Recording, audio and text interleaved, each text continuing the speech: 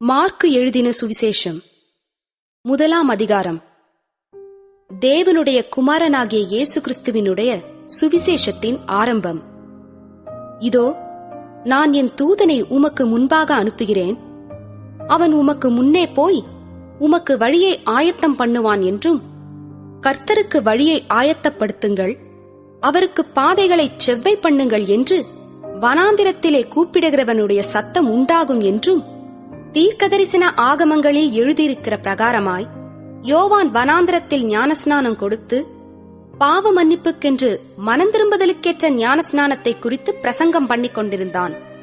அப்பொழுது யூதேயா தேசத்தார் அனைவரும் எருசலேம் நகரத்தார் யாவரும் அவனிடத்திற்கு போய் தங்கள் பாவங்களை அறிக்கையிட்டு யோர்தான் நதியில் அவனால் ஞானஸ்நானம் பெற்றார்கள். யோவான் ஒட்டகமயிர் உடையை தரித்து தன் அறையில் வார்க்கச்சையை கட்டிக்கொண்டவனாயும் வெட்டுக்கிளியையும் காட்டுத்தேனையும் புசிக்கிறவனாயும் இருந்தான். அவன், என்னிலும் வல்லவர் ஒருவர் எனக்கு பின் வருகிறார், அவருடைய பாதரட்சைகளின் வாரை குனிந்து அவிழ்க்கிறதற்கும் நான் பாத்திரன் அல்ல. நான் ஜலத்தினால் உங்களுக்கு ஞானஸ்நானம் கொடுத்தேன், அவரோ பரிசுத்த ஆவியினால் உங்களுக்கு ஞானஸ்நானம் கொடுப்பார் என்று பிரசங்கித்தான். அந்த நாட்களில் இயேசு கலிலேயாவில் உள்ள நாசரேத்தூரில் இருந்து வந்து யோர்தான் நதியில் யோவானால் ஞானஸ்நானம் பெற்றார். அவர் ஜலத்திலிருந்து கரையேறின உடனே வானம் திறக்கப்பட்டதையும் ஆவியானவர் புறாவைப் போல் தம்மேல் இறங்குகிறதையும் கண்டார். அன்றியும், நீர் என்னுடைய நேசகுமாரன், உம்மில் பிரியமாயிருக்கிறேன் என்று வானத்தில் இருந்து ஒரு சத்தம் உண்டாயிற்று. உடனே ஆவியானவர் அவரை வனாந்தரத்திற்கு போகும்படி ஏவினார். அவர் வனாந்தரத்திலே 40 நாள் இருந்து சாத்தானால் சோதிக்கப்பட்டு அங்கே காட்டு மிருகங்களின் நடுவிலே சஞ்சரித்துக் கொண்டிருந்தார். தேவ தூதர்கள் அவருக்கு ஊழியம் செய்தார்கள். யோவான் காவலில் வைக்கப்பட்ட பின்பு இயேசு கலிலேயாவிலே வந்து தேவனுடைய ராஜ்யத்தின் சுவிசேஷத்தை பிரசங்கித்து, காலம் நிறைவேறிற்று, தேவனுடைய ராஜ்யம் சமீபமாயிற்று, மனம் திரும்பி சுவிசேஷத்தை விசுவாசியுங்கள் என்றார். அவர் கலிலேயா கடலோரமாய் நடந்து போகையில் மீன் பிடிக்கிறவர்களாயிருந்த சீமோனும் அவன் சகோதரன் அந்திரேயாவும் கடலில் வலை போட்டுக் கொண்டிருக்கிற போது அவர்களை கண்டார். இயேசு அவர்களை நோக்கி, என் பின்னே வாருங்கள், உங்களை மனுஷரை பிடிக்கிறவர்களாக்குவேன் என்றார்.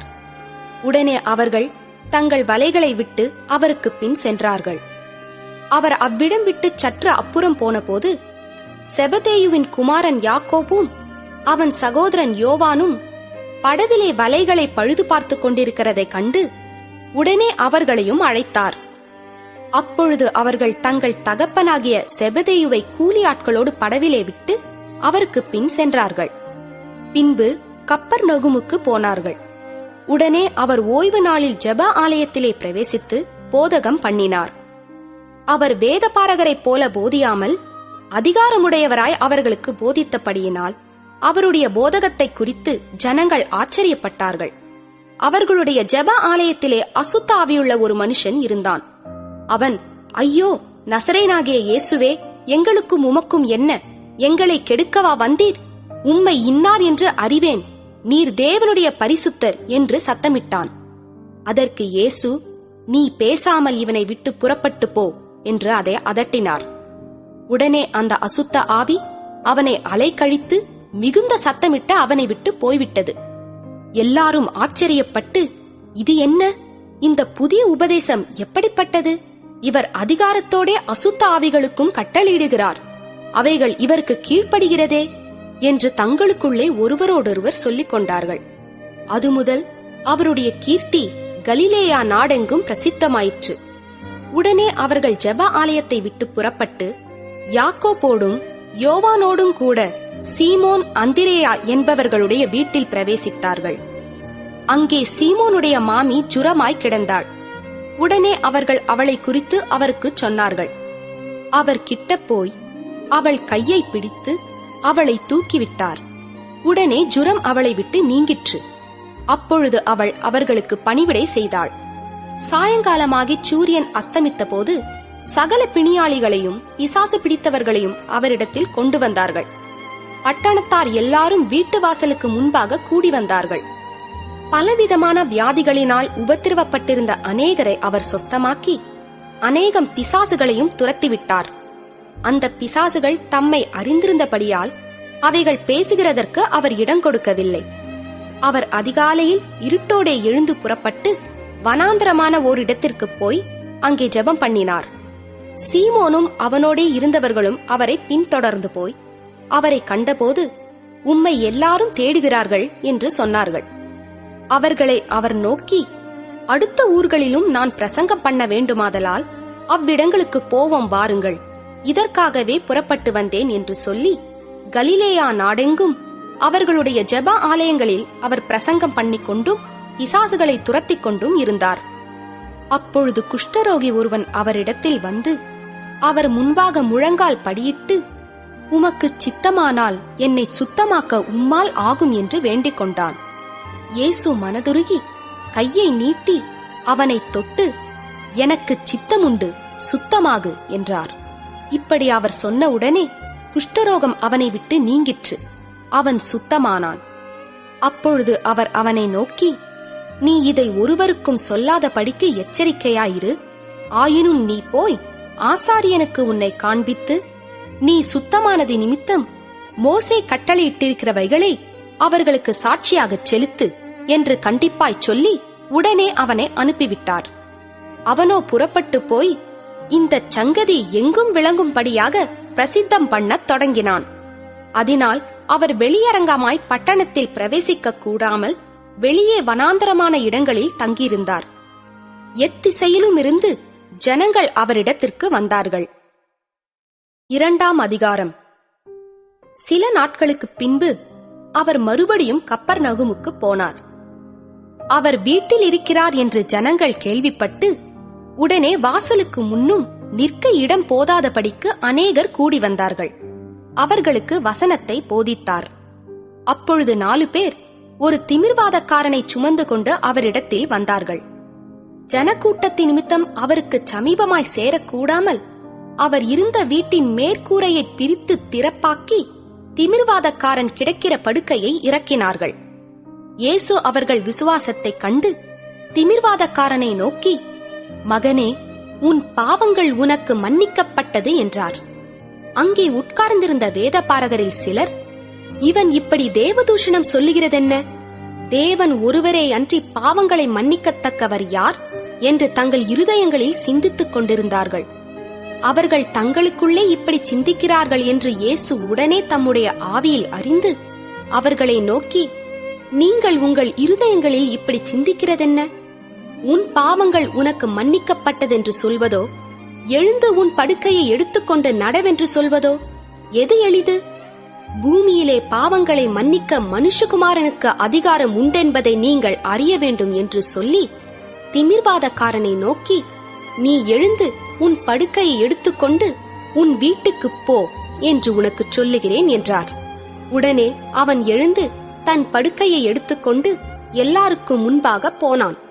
அப்பொழுது எல்லாரும் ஆச்சரியப்பட்டு, நாம் ஒரு காலம் இப்படி கண்டதில்லை என்று சொல்லி தேவனை மகிமைப்படுத்தினார்கள். அவர் மறுபடியும் புறப்பட்டு கடல் அருகே போனார். அப்பொழுது ஜனங்கள் எல்லாரும் அவரிடத்தில் வந்தார்கள். அவர்களுக்கு போதகம் பண்ணினார். அவர் நடந்து போகையில் அல்பேயுவின் குமாரனாகிய லேவி ஆயத்துறையில் உட்கார்ந்திருக்கிறதைக் கண்டு, எனக்கு பின் சென்று வா என்றார். அவன் எழுந்து அவருக்கு பின் சென்றான். அப்பொழுது அவனுடைய வீட்டிலே அவர் போஜன பந்தி இருக்கையில் அநேக ஆயக்காரரும் பாவிகளும் அவரோடு கூட வந்திருந்தபடியால் அவர்களும் இயேசுவோடும் அவர் சீஷரோடும் கூட பந்தியிருந்தார்கள்.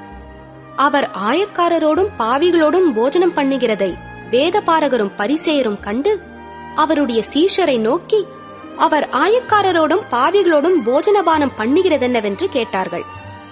இயேசு அதை கேட்டு, பிணியாளிகளுக்கு வைத்தியன் வேண்டியதே அல்லாமல் சுகமுள்ளவர்களுக்கு வேண்டியதில்லை, நீதிமான்களை அல்ல, பாவிகளையே மனம் திரும்புகிறதற்கு அழைக்க வந்தேன் என்றார். யோவானுடைய சீஷரும் பரிசேயருடைய சீஷரும் உபவாசம் பண்ணி வந்தார்கள். அவர்கள் அவரிடத்தில் வந்து, யோவானுடைய சீஷரும் பரிசேயருடைய சீஷரும் உபவாசிக்கிறார்களே, உம்முடைய சீஷர் உபவாசியாமல் இருக்கிறதென்னவென்று கேட்டார்கள்.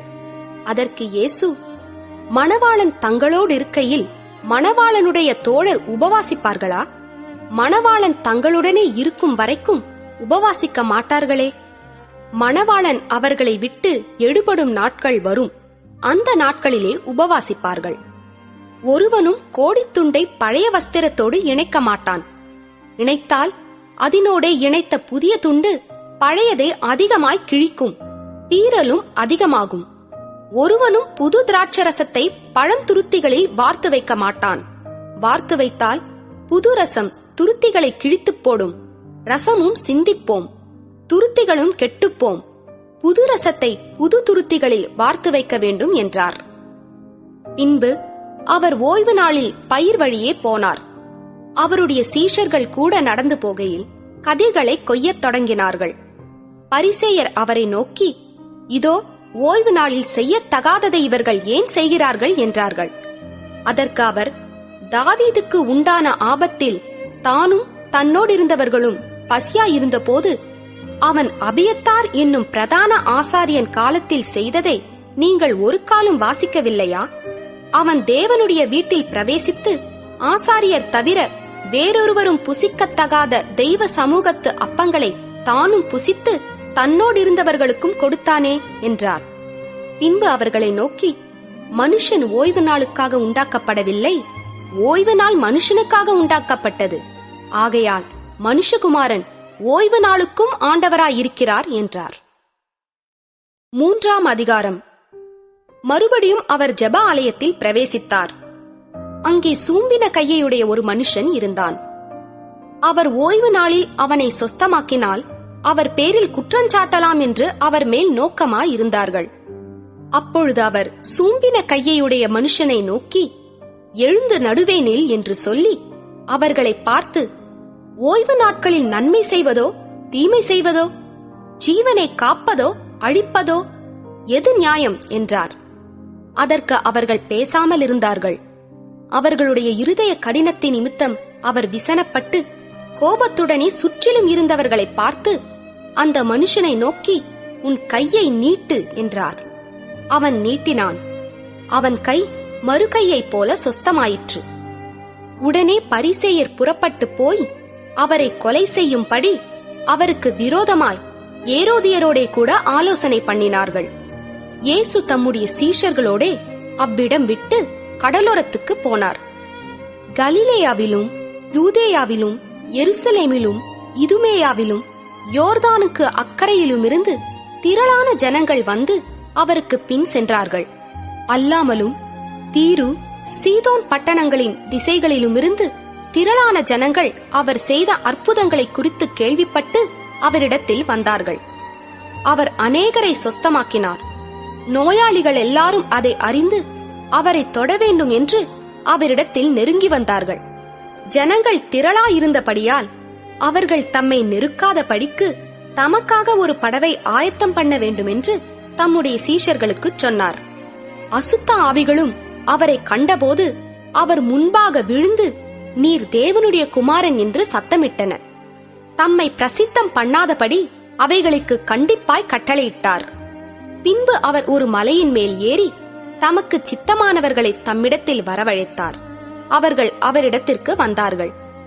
அப்பொழுது அவர் 12 பேரை தெரிந்து கொண்டு அவர்கள் தம்மோடு கூட இருக்கவும் பிரசங்கம் பண்ணும்படியாக தாம் அவர்களை அனுப்பவும் வியாதிகளை குணமாக்கி பிசாசுகளை துரத்தும்படி அவர்கள் அதிகாரமுடையவர்களாயிருக்கவும் அவர்களை ஏற்படுத்தினார்.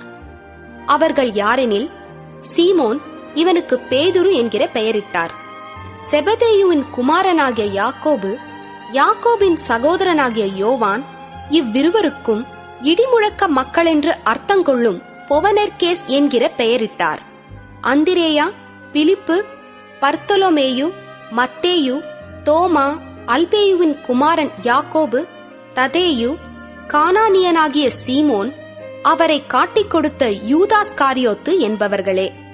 பின்பு வீட்டுக்கு போனார்கள். அங்கே அவர்கள் சாப்பிடுவதற்கும் சமயமில்லாதபடிக்கு அநேக ஜனங்கள் மறுபடியும் கூடி வந்தார்கள். அவருடைய இனத்தார் இதை கேட்டபோது அவர் மதிமயங்கி இருக்கிறார் என்று சொல்லி அவரை பிடித்துக் கொள்ளும்படி வந்தார்கள். எருசலேமிலிருந்து வந்த வேத பாரகர், இவன் பெயல்செபூலை கொண்டிருக்கிறான், பிசாசுகளின் தலைவனாலே பிசாசுகளை துரத்துகிறான் என்றார்கள். அவர்களை அவர் அழைத்து உவமைகளாய் அவர்களுக்கு சொன்னதாவது: சாத்தானை சாத்தான் துரத்துவது எப்படி? ஒரு ராஜ்யம் தனக்குத்தானே விரோதமாக பிரிந்திருந்தால் அந்த ராஜ்யம் நிலை நிற்க மாட்டாதே. ஒரு வீடு தனக்குத்தானே விரோதமாக பிரிந்திருந்தால் அந்த வீடு நிலை நிற்க மாட்டாதே. சாத்தான் தனக்குத்தானே விரோதமாக எழும்பி பிரிந்திருந்தால் அவன் நிலை நிற்க மாட்டாமல் அழிந்து போவானே. பலவானை முந்தி கட்டினால் ஒழிய ஒருவனும் பலவானுடைய வீட்டுக்குள் புகுந்து அவன் உடைமைகளை கொள்ளையிடக் கூடாது.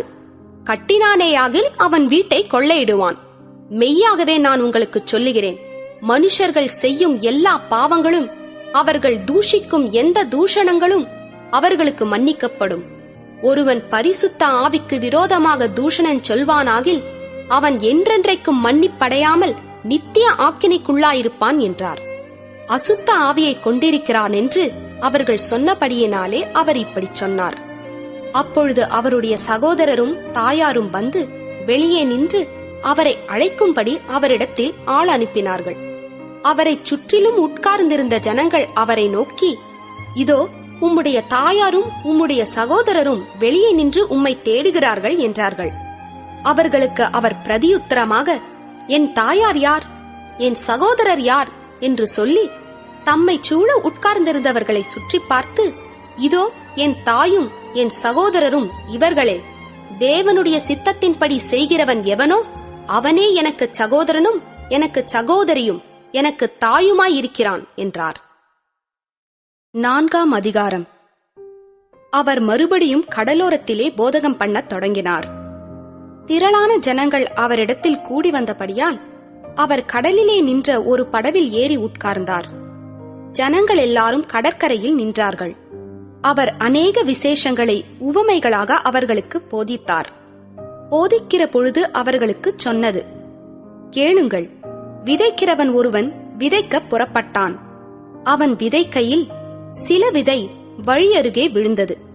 ஆகாயத்து பறவைகள் வந்து அதை பட்சித்து போட்டது. சில விதை அதிக மண்ணில்லாத கற்பாறை நிலத்தில் விழுந்தது. அதற்கு ஆழமான மண்ணில்லாததினாலே சீக்கிரத்தில் முளைத்தது. வெயில் ஏறின போதோ தீந்து போய் வேரில்லாமையால் உலர்ந்து போயிற்று. சில விதை முள்ளுள்ள இடங்களில் விழுந்தது. முள் வளர்ந்து அது பலன் கொடாதபடி அதை நெருக்கி போட்டது. சில விதை நல்ல நிலத்தில் விழுந்து ஓங்கி வளருகிற பயிராகி 1 30, 1 60, 1 100 பலன் தந்தது. கேட்கிறதற்கு காதுள்ளவன் கேட்க கடவன் என்று அவர்களுக்கு சொன்னார்.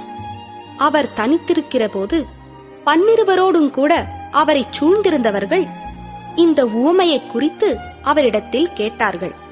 அதற்கு அவர், தேவனுடைய ராஜ்யத்தின் ரகசியத்தை அறியும்படி உங்களுக்கு அருளப்பட்டது. புறம்பே இருக்கிறவர்களுக்கோ இவைகளெல்லாம் உவமைகளாக சொல்லப்படுகிறது. அவர்கள் குணப்படாத படிக்கும், பாவங்கள் அவர்களுக்கு மன்னிக்கப்படாத படிக்கும், அவர்கள் கண்டும் காணாதவர்களாகவும் கேட்டும் உணராதவர்களாகவும் இருக்கும்படி இப்படி சொல்லப்படுகிறது என்றார். பின்பு அவர் அவர்களை நோக்கி, இந்த உவமையை நீங்கள் அறியவில்லையா? அறியாவிட்டால் மற்ற உவமைகளையெல்லாம் எப்படி அறிவீர்கள்? விதைக்கிறவன் வசனத்தை விதைக்கிறான். வசனத்தை கேட்டவுடனே சாத்தான் வந்து அவர்கள் இருதயங்களில் விதைக்கப்பட்ட வசனத்தை எடுத்து போடுகிறான். இவர்களே வசனம் விதைக்கப்படுகிற வழி அருகானவர்கள். அப்படியே வசனத்தை கேட்ட உடனே அதை சந்தோஷத்தோடு ஏற்றுக்கொண்டும் தங்களுக்குள்ளே வேர் கொள்ளாதபடியால் கொஞ்ச கால மாத்திரம் நிலைத்திருக்கிறார்கள். வசனத்தை நிமித்தம் உபத்திரவமும் துன்பமும் உண்டான உடனே இடரல் அடைகிறார்கள். இவர்களே கற்பாறை நிலத்தில் விதைக்கப்பட்டவர்கள். வசனத்தை கேட்டும் உலக கவலைகளும் ஐஸ்வர்யத்தின் மயக்கமும் மற்றவைகளைப் பற்றி உண்டாகிற இச்சைகளும் உட்பிரவேசித்து வசனத்தை நெருக்கிப் போட அதனால் பலனற்று போகிறார்கள். இவர்களே முள்ளுள்ள இடங்களில் விதைக்கப்பட்டவர்கள். வசனத்தை கேட்டு ஏற்றுக்கொண்டு 1 30, 1 60, 1 100 பலன் கொடுக்கிறார்கள். இவர்களே நல்ல நிலத்தில் விதைக்கப்பட்டவர்கள் என்றார். பின்னும் அவர் அவர்களை நோக்கி, விளக்கை தண்டின் மேல் வைக்கிறதற்கே அன்றி மரக்காலின் கீழாகிலும் கட்டிலின் கீழாகிலும் வைக்கிறதற்கு கொண்டு வருவார்களா? வெளியரங்கமாகாத அந்தரங்கமும் இல்லை, வெளிக்கு வராத மறைபொருளும் இல்லை. கேட்கிறதற்கு ஒருவன் காதுள்ளவனாயிருந்தால் கேட்க கடவன் என்றார். பின்னும் அவர் அவர்களை நோக்கி, நீங்கள் கேட்கிறதை கவனியுங்கள். எந்த அளவினால் அளக்கிறீர்களோ அந்த அளவினால் உங்களுக்கும் அளக்கப்படும். கேட்கிற உங்களுக்கு அதிகம் கொடுக்கப்படும். உள்ளவனெவனோ அவனுக்கு கொடுக்கப்படும், இல்லாதவனெவனோ அவனிடத்தில் உள்ளதும் எடுத்துக்கொள்ளப்படும் என்றார். இன்னும் அவர் அவர்களை நோக்கி, தேவனுடைய ராஜ்யமானது ஒரு மனுஷன் நிலத்தில் விதையை விதைத்து இரவில் தூங்கி பகலில் விழித்திருக்க அவனுக்கு தெரியாத விதமாய் விதை முளைத்து பயிராகிறதற்கு ஒப்பாயிருக்கிறது. எப்படியென்றால், நிலமானது முன்பு முளையையும் பின்பு கதிரையும் கதிரிலே நிறைந்த தானியத்தையும் பலனாகத்தானாய் கொடுக்கும். பயிர் விளைந்து அறுப்புக்காலம் வந்தவுடனே அறுக்கிறதற்கு ஆட்களை அனுப்புகிறான் என்றார். இன்னும் அவர் அவர்களை நோக்கி, தேவனுடைய ராஜ்யத்தை எதற்கு ஒப்பிடுவோம்? அல்லது எந்த உவமையினாலே அதை திருஷ்டாந்தப்படுத்துவோம்? அது ஒரு கடுகு விதைக்கு ஒப்பாயிருக்கிறது. அது பூமியில் விதைக்கப்படும் போது பூமியில் உள்ள சகல விதைகளிலும் சிறிதாயிருக்கிறது. விதைக்கப்பட்ட பின்போ அது வளர்ந்து சகல பூண்டுகளிலும் பெரிதாகி ஆகாயத்து பறவைகள் அதனுடைய நிழலின் கீழ் வந்தடையத்தக்க பெரிய கிளைகளை விடும் என்றார்.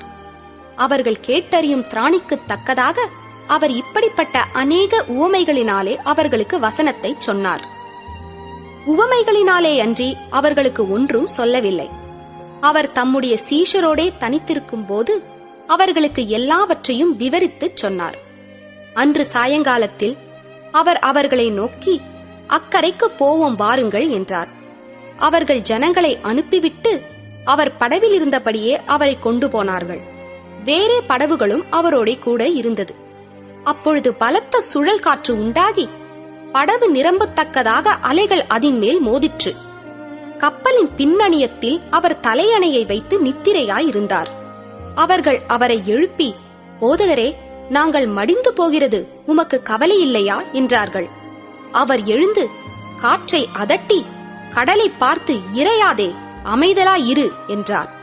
அப்பொழுது காற்று நின்று போய் மிகுந்த அமைதல் உண்டாயிற்று. அவர் அவர்களை நோக்கி, ஏன் இப்படி பயப்பட்டீர்கள்? ஏன் உங்களுக்கு விசுவாசம் இல்லாமற் போயிற்று என்றார். அவர்கள் மிகவும் பயந்து, இவர் யாரோ, காற்றும் கடலும் இவருக்கு கீழ்ப்படுகிறதே என்று ஒருவரோடொருவர் சொல்லிக் கொண்டார்கள். 5ஆம் அதிகாரம். பின்பு அவர்கள் கடலுக்கு அக்கரையில் உள்ள கதரேனருடைய நாட்டில் வந்தார்கள். அவர் படவிலிருந்து இறங்கின உடனே அசுத்த ஆவியுள்ள ஒரு மனுஷன் பிரேத கல்லறைகளில் இருந்து அவருக்கு எதிராக வந்தான். அவனுடைய குடியிருப்பு கல்லறைகளிலே இருந்தது. அவனை சங்கிலிகளினாலும் கட்ட ஒருவனாலும் கூடாதிருந்தது. அவன் அநேகந்தரம் விலங்குகளினாலும் சங்கிலிகளினாலும் கட்டப்பட்டிருந்தும் சங்கிலிகளை முறித்து விலங்குகளை தகர்த்து போடுவான். அவனை அடக்க ஒருவனாலும் கூடாதிருந்தது. அவன் எப்பொழுதும் இரவும் பகலும் மலைகளிலும் கல்லறைகளிலும் இருந்து கூக்குரலிட்டு கல்லுகளினாலே தன்னை காயப்படுத்திக் கொண்டிருந்தான். அவன் இயேசுவை தூரத்திலே கண்டபோது ஓடி வந்து அவரை பணிந்து கொண்டு, இயேசுவே, உன்னதமான தேவனுடைய குமாரனே, எனக்கும் உமக்கும் என்ன? என்னை வேதனைப்படுத்தாத படிக்கு தேவன் பேரில் உமக்கு ஆணை என்று மிகுந்த சத்தமிட்டுச் சொன்னான். ஏனெனில் அவர் அவனை நோக்கி, அசுத்த ஆவியே, இந்த மனுஷனை விட்டு புறப்பட்டு போ என்று சொல்லியிருந்தார். அப்பொழுது அவர் அவனை நோக்கி, உன் பேர் என்னவென்று கேட்டார். அதற்கு அவன், நாங்கள் அநேகராயிருக்கிறபடியால் என் பேர் லேகியோன் என்று சொல்லி தங்களை அந்த திசையிலிருந்து துரத்தி விடாதபடிக்கு அவரை மிகவும் வேண்டிக் கொண்டான். அப்பொழுது அவ்விடத்தில் மலை அருகே அநேகம் பன்றிகள் கூட்டமாய் மேய்ந்து கொண்டிருந்தது. அந்த பிசாசுகள் எல்லாம் அவரை நோக்கி, பன்றிகளுக்குள்ளே போகும்படி அவைகளுக்குள்ளே எங்களை அனுப்பும் என்று அவரை வேண்டிக் கொண்டன. இயேசு அவைகளுக்கு உத்தரவு கொடுத்தவுடனே அசுத்த ஆவிகள் புறப்பட்டு பன்றிகளுக்குள் போயின. உடனே ஏறக்குறைய 2000 பன்றிகள் உள்ள அந்த கூட்டம் உயர்ந்த மேட்டிலிருந்து ஓடி கடலிலே பாய்ந்து கடலில் அமிழ்ந்து மாண்டது. பன்றிகளை மேய்த்தவர்கள் ஓடி இதை பட்டணத்திலும் சுற்றுப்புறங்களிலும் அறிவித்தார்கள். அப்பொழுது சம்பவித்ததை பார்க்கும்படி ஜனங்கள் புறப்பட்டு இயேசுவினிடத்தில் வந்து, லேகியோனாகிய பிசாசுகள் பிடித்திருந்தவன் வஸ்திரம் தரித்து உட்கார்ந்து புத்தி தெளிந்திருக்கிறதைக் கண்டு பயந்தார்கள். பிசாசுகள் பிடித்திருந்தவனுக்கும் பன்றிகளுக்கும் சம்பவித்ததை கண்டவர்களும் அவர்களுக்கு விவரமாய் சொன்னார்கள். அப்பொழுது தங்கள் எல்லைகளை விட்டு போகும்படி அவரை வேண்டிக் கொள்ளத் தொடங்கினார்கள். அப்படியே அவர் படவில் ஏறுகிற பொழுது பிசாசு பிடித்திருந்தவன் அவரோடே கூட இருக்கும்படி தனக்கு உத்தரவு கொடுக்க அவரை வேண்டிக் கொண்டான்.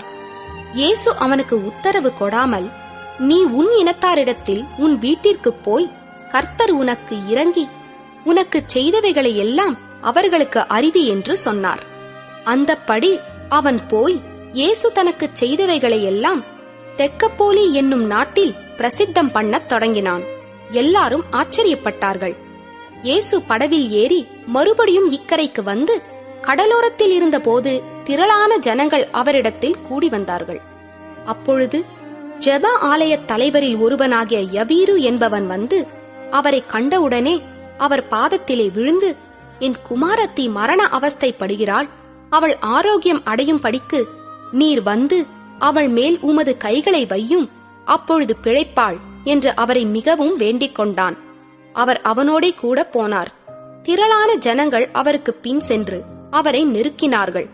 அப்பொழுது 12 வருஷமாய் பெரும்பாடுள்ள ஒரு ஸ்திரீ அநேக வைத்தியர்களால் மிகவும் வருத்தப்பட்டு தனக்கு உண்டானவைகளை எல்லாம் செலவழித்தும் சற்றாகிலும் குணமடையாமல் அதிக வருத்தப்படுகிற பொழுது இயேசுவை குறித்து கேள்விப்பட்டு, நான் அவருடைய வஸ்திரங்களையாகிலும் தொட்டால் சொஸ்தமாவேன் என்று சொல்லி ஜனக்கூட்டத்துக்குள்ளே அவருக்கு பின்னாக வந்து அவருடைய வஸ்திரத்தை தொட்டாள். உடனே அவளுடைய உதிரத்தின் ஊரல் நின்று போயிற்று. அந்த வேதனை நீங்கி ஆரோக்கியமடைந்ததை அவள் தன் சரீரத்தில் உணர்ந்தாள். உடனே இயேசு தம்மிலிருந்து வல்லமை புறப்பட்டதை தமக்குள் அறிந்து ஜனக்கூட்டத்துக்குள்ளே திரும்பி, என் வஸ்திரங்களை தொட்டது யார் என்று கேட்டார். அவருடைய சீஷர்கள் அவரை நோக்கி, திரளான ஜனங்கள் உம்மை நெருக்கிக் கொண்டிருக்கிறதை நீர் கண்டும் என்னை தொட்டதை யார் என்று கேட்கிறீரே என்றார்கள். இதை செய்தவளை காணும்படிக்கு அவர் சுற்றிலும் பார்த்தார். தன்னிடத்திலே சம்பவித்ததை அறிந்த அந்த ஸ்திரீயானவள் பயந்து நடுங்கி அவர் முன்பாக வந்து விழுந்து உண்மையெல்லாம் அவருக்கு சொன்னாள். அவர் அவளை பார்த்து, மகளே, உன் விசுவாசம் உன்னை ரட்சித்தது, நீ சமாதானத்தோடே போய் உன் வேதனை நீங்கி சுகமாயிரு என்றார்.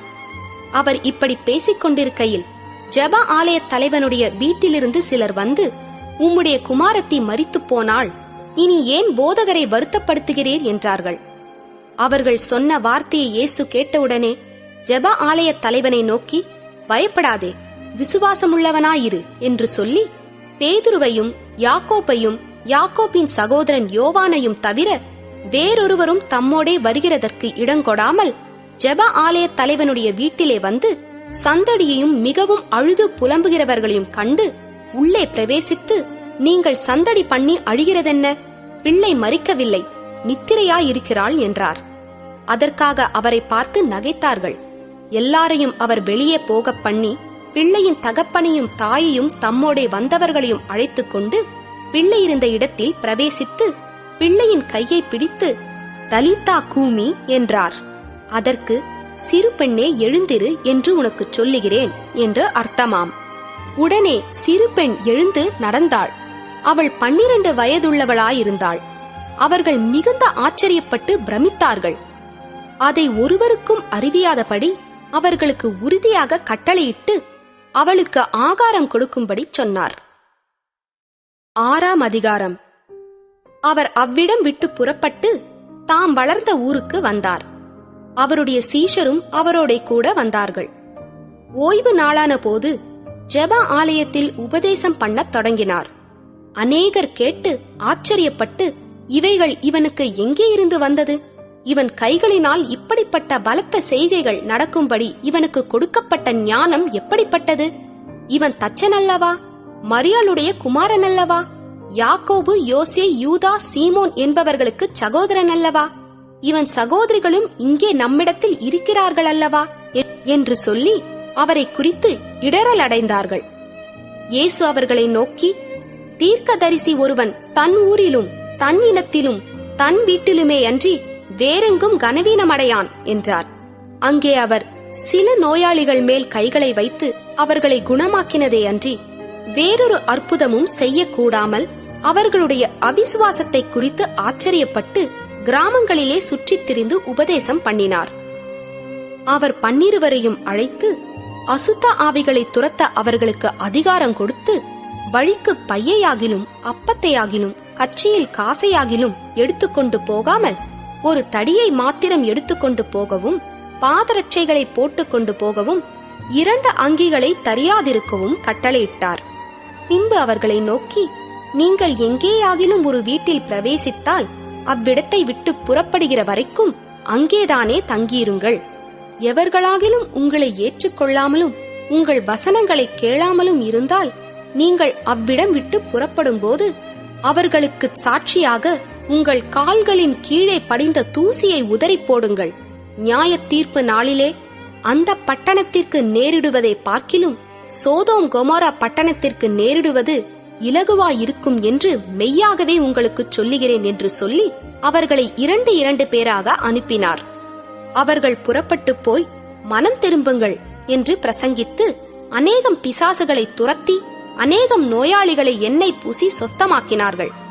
அவருடைய பேர் பிரசித்தமானபடியினால் ஏரோது ராஜா அவரை குறித்து கேள்விப்பட்டு, யோவான் ஸ்நானன் மரித்தோரிலிருந்து எழுந்தான், ஆகையால் அவனிடத்தில் இந்த பலத்த செய்கைகள் விளங்குகிறது என்றான்.